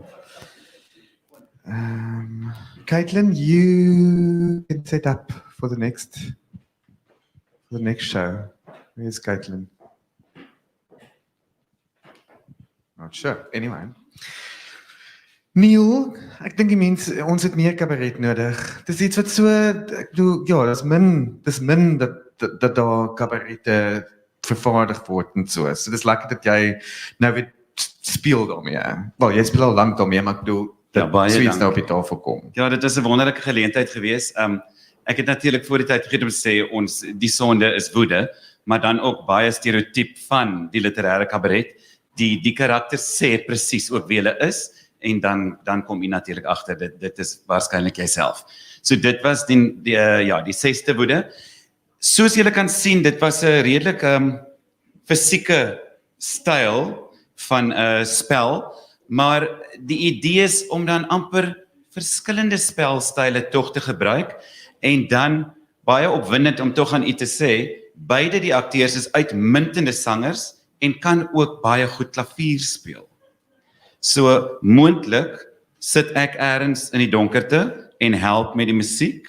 Daar is voor en of na elke skets nuwe musiek wat geskryf is, behalwe by hierdie een spesifieke toneel. So ons sien daarna uit om omtrent 9 nuwe liedere vir julle te sing, ergens in volgende jaar, maar dan nou hierdie een toneel het 'n stukkie vooraf opgeneemde musiek. Tensy ek soos in die verlede dalk ergens die geleentheid kan kry om 'n groot koor of dalk 'n universiteitskoor kan gebruik. Ek bedoel, julle het nou hierso gekies om 'n baie stilistiese styl te gebruik, maar in die lees daarvan is dit, jy weet, daar's baie vloeibaar en dan presies dit iets waarmee jy gaan speel. Dit gaan alles is nie noodwendig, dit is verskillende style. Van dit gaan 'n bietjie, jy weet, meer na realisme toe gaan en van dit gaan so daar's verskillende goeders wat jy daarmee gaan doen in die verskillende sketse wat deel vorm van die hele kabaret. Ja, daar's heelwat rymelary doelbewus sodat dit prettig bly. En soos julle kan sien, daar word wel kwessies aangespreek, maar ons doen dit lighartig. Daar is hier en daar kras woordjies, maar dit is nie geforseerd nie. En ek dink dit is net iets lekker. Ja, mense gee nie om nie. As al kras woordjie in is en hulle gepla daardeur, dan gaan hulle gepla wees daardeur. So, of dit nou geforseerd is of nie. Maar ja, ek dink gehore raak daarom gewoond aan wat hulle anyway, laat ek net stil bly. Wie enige kommentaar? Dion.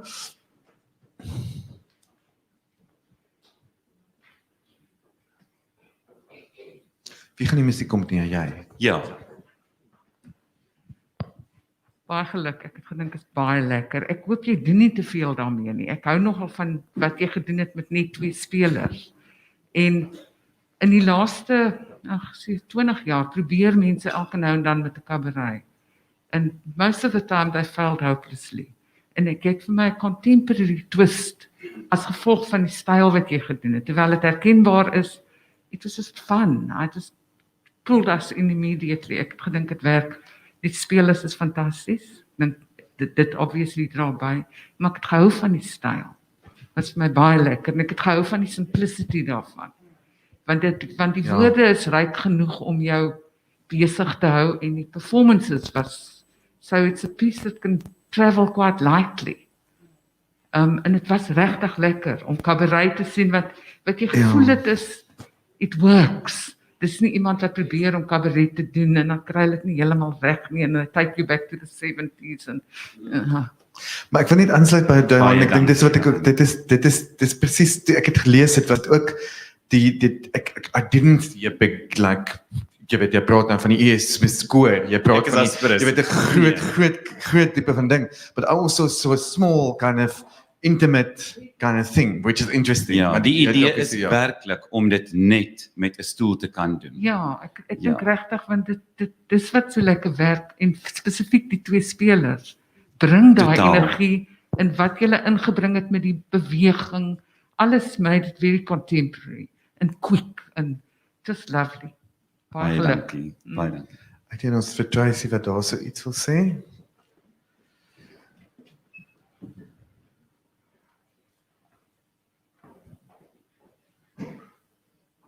Thanks, Neil. I loved it. I thought the script was just amazing and could see it happening. And I agree with Dion that the simplicity of it is what works for me. I've seen a piece recently where I think what people are really needing is just people and words on stage and to be in the space of life performance rather than all the bells and whistles.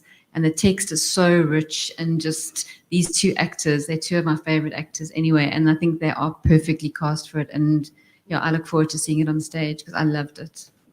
Thank you so much, actors, as well. Thank you. Any other comments? Great. Ek hoop ons kan hierdie kabaret sien volgende jaar, Neil. Baie dankie.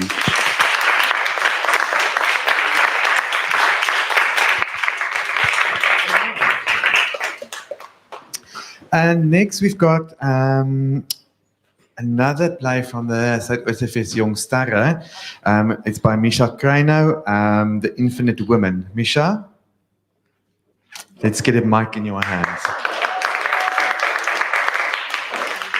So just quickly cleaning it for you. Yeah. There we go. There we go. Over to you, Misha. Ooh, no pressure. Hello, everyone. My name's Misha Kreno. This is the first play that I've ever written, ever. I also had the privilege of going to the Jakes Kuytwil House for those 3 weeks. And I think that having that being my first time writing a play is just like the dream come true. I mean, people always wonder about the best circumstances to write a play in, and I think that that was it. And now, just to give everyone some context, I'm going to do what writers do best and read, just to give everyone an idea. The scenes we've put together today highlight the symmetry that rolls off of the waves of generational trauma. This is a symmetry that furthers the disconnect between these women. Even as they realize how they're all alike, it's the particularity of what makes them alike that pushes them away from one another, and then of course away from themselves.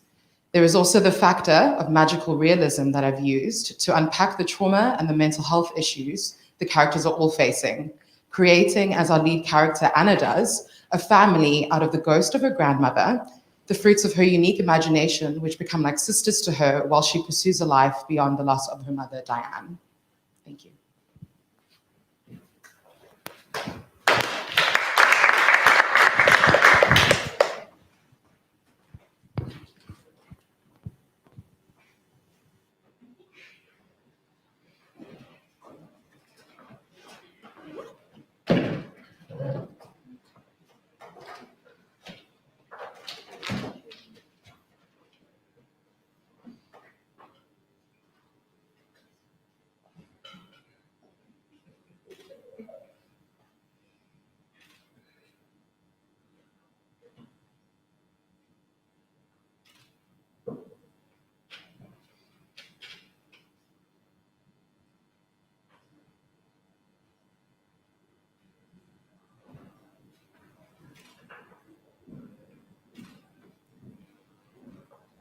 Hi, Anna. It's me, Mommy. I wanted to call. We haven't spoken in a few months. I know you've been updating me with your university classes and all that. But I mean the other stuff. You know, we don't talk anymore. And I don't want that to be a thing between us. It never ends well. I want you to know that you can talk to me. I want to know everything, even the boring stuff. I want to hear everything. This house is so quiet without you. I even tried calling, summoning Oma. Crazy, I know. Just call me when you can.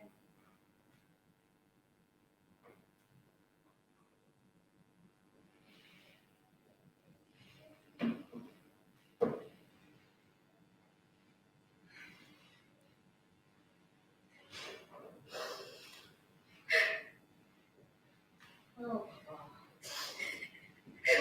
oh.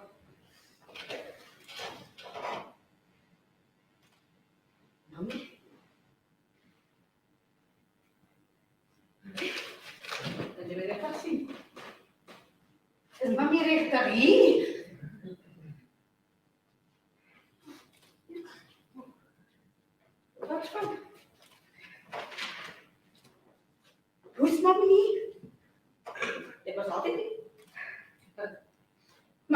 nooit in ons hele lewe in die geglo nie. Nou verwag mami ek moet dit alles aanvaar. Dit was verkeerd. En Anna?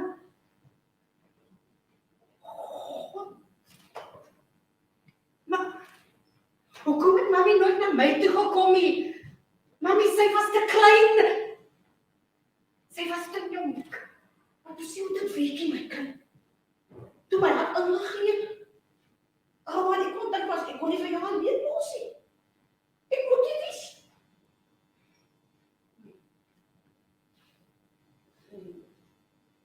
Nee, dit is nie van my kop af nie. This isn't real. This is not happening. Not crazy. Crazy. Not crazy. Was net not vir jou nie.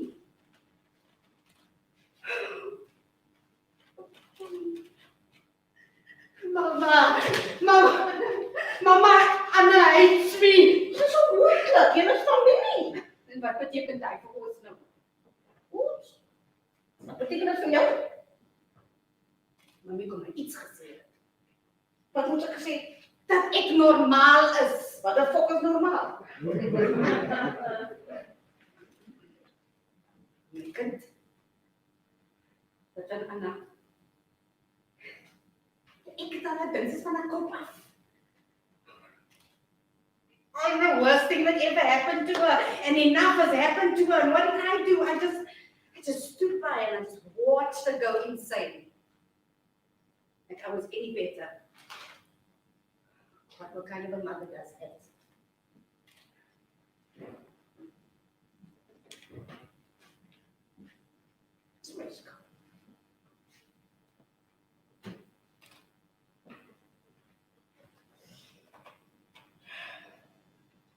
When you died, I thought I'd never have the answers. I thought I'd just swallow it all down, just focus on whatever it was that was drowning Anna. And me and you, we never saw eye to eye. Not one day in our lives did we ever see eye to eye. And I thought I would do better. I thought I'd be better, but look what I did to her. What did I do?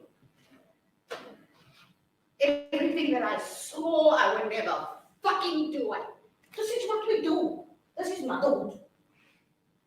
It's not good enough. We are not good enough. I'm not good enough.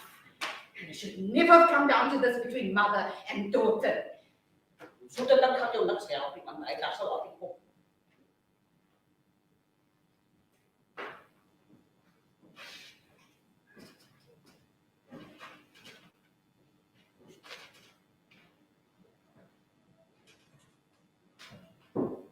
Now there's tempting fate. And then there's being a mayor. I've died a few times in this life. Not all of them accidental, I can admit. My oma had a saying. My mummy would tell me, she'd say that you can call a spade, but that doesn't mean you know how to dig. I'm not so sure how someone so practical could be so ignorant, but I saw it in my mother. Everything. The perfect disconnect. It was an arm reaching from generations past to clamp me between its fingers and hold me hostage with the words, I promise to free my woman. Those words did nothing but push between us. Push us apart until in that chasm the only thing that could survive was our wishful thinking. We couldn't survive there. I regret it.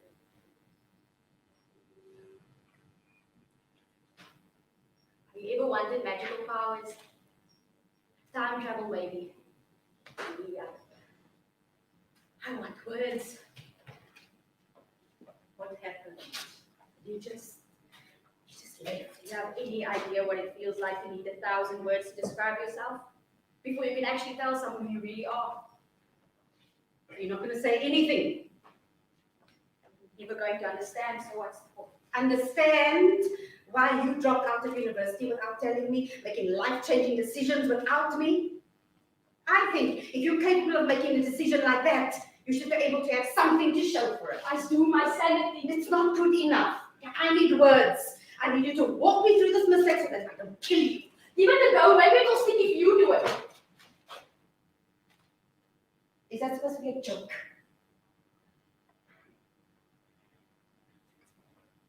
Even if I told you how I felt, you wouldn't think it was good enough because I'm not good enough. I'm not what you had in mind, and I think lying about that is what got us here to begin with.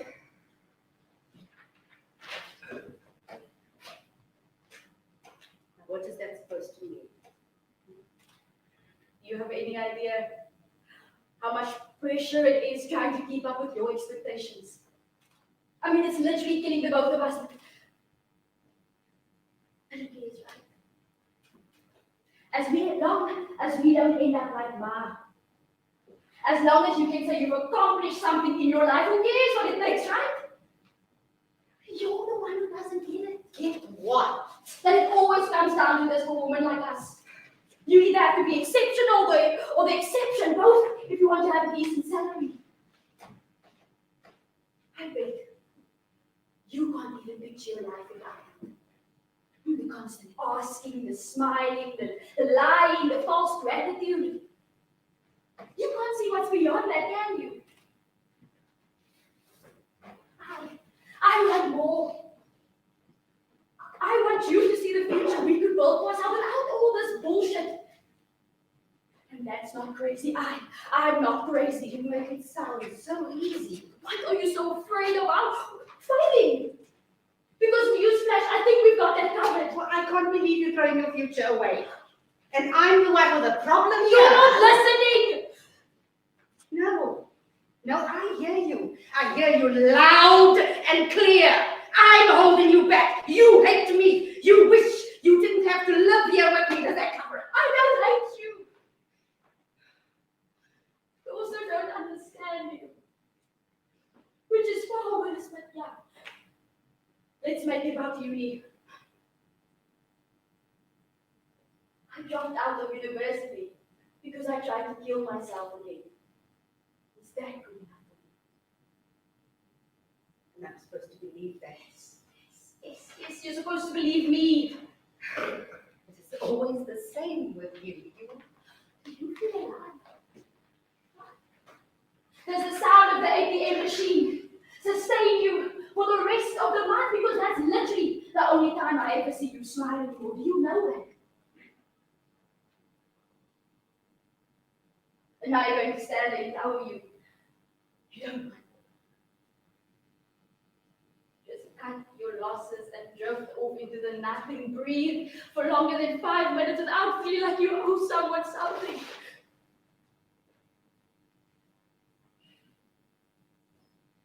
You want to talk to me about life-altering decisions. This whole world of ours is life-altering. And I hate it. This is life, Anna. And you think you're the only one with regrets. What? So I have to hate my life too. So you can feel better about yours. Is that it?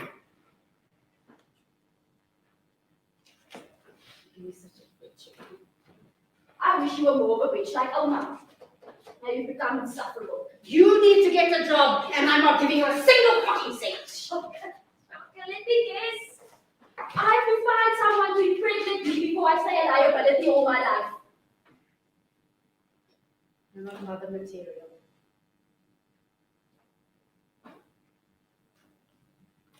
I wonder where I get that from.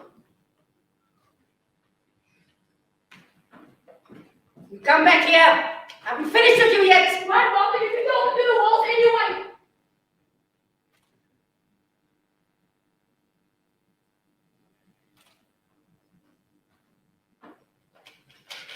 Anna.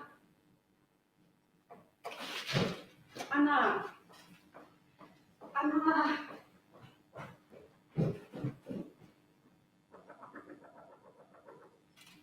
Anna.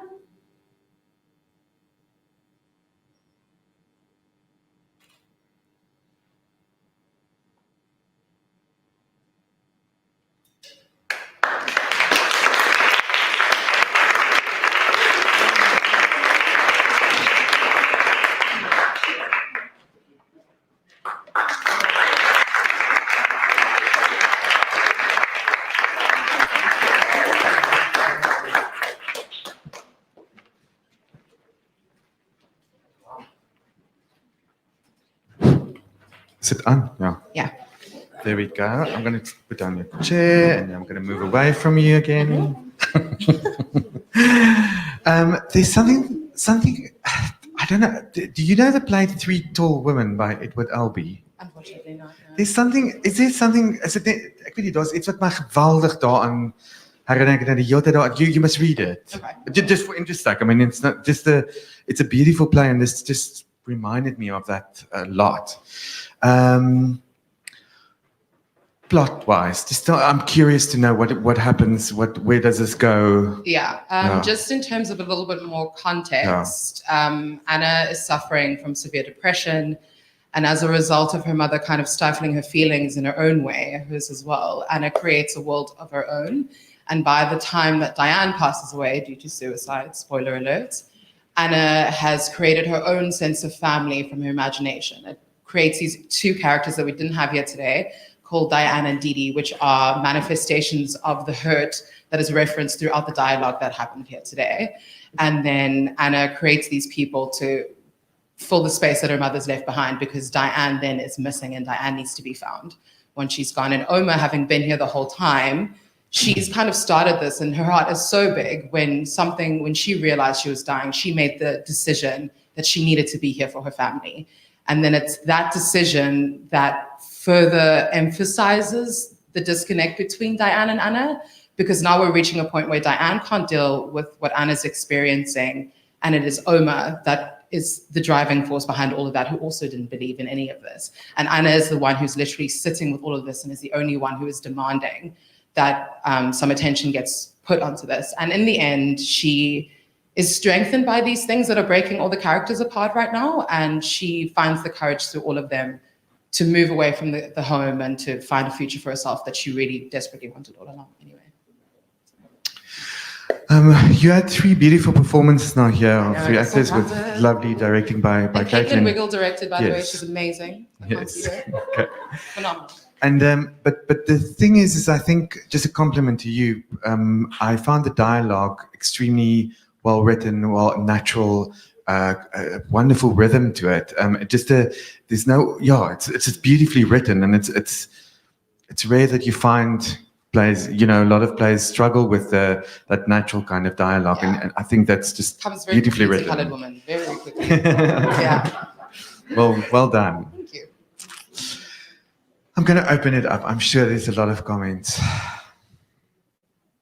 Ooh, crickets. They didn't like it. Oh, awful. That's why they're not Yeah, talking, yeah, I'm sure. yeah. No. That was an advertising. I can take it. By the way. Misha, I just want to say thank you very much for that script. I think I haven't seen enough of the matriarchal hurt that's been inherited over the generations, and I think that was phenomenal for me to watch. I just want to say thank you. Thank you. Yeah, I really wanted to focus on women's emotions, and I like the idea of keeping it in the kitchen, because that's where everyone assumes that we always are, and that's what we're doing. But I wanted to specifically use that space to give room for the other feelings that women experience and the underside of love that I feel it's passed on to women. And there's a lot of resentment and regret, and there's a lot of similarities between these women. And we've all seen it. And I really wanted to dive into that. So thank you. I appreciate that. Well thought through, Tracy.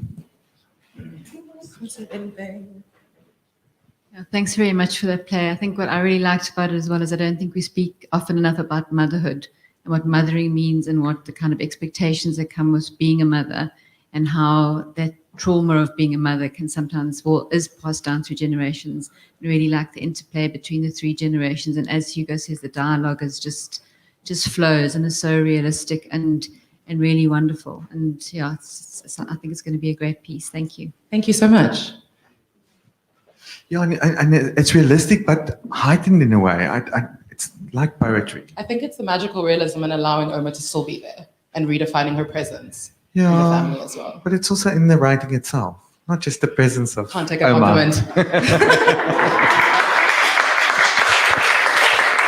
Other comments? Cornelia, are you going to have the last say of this session?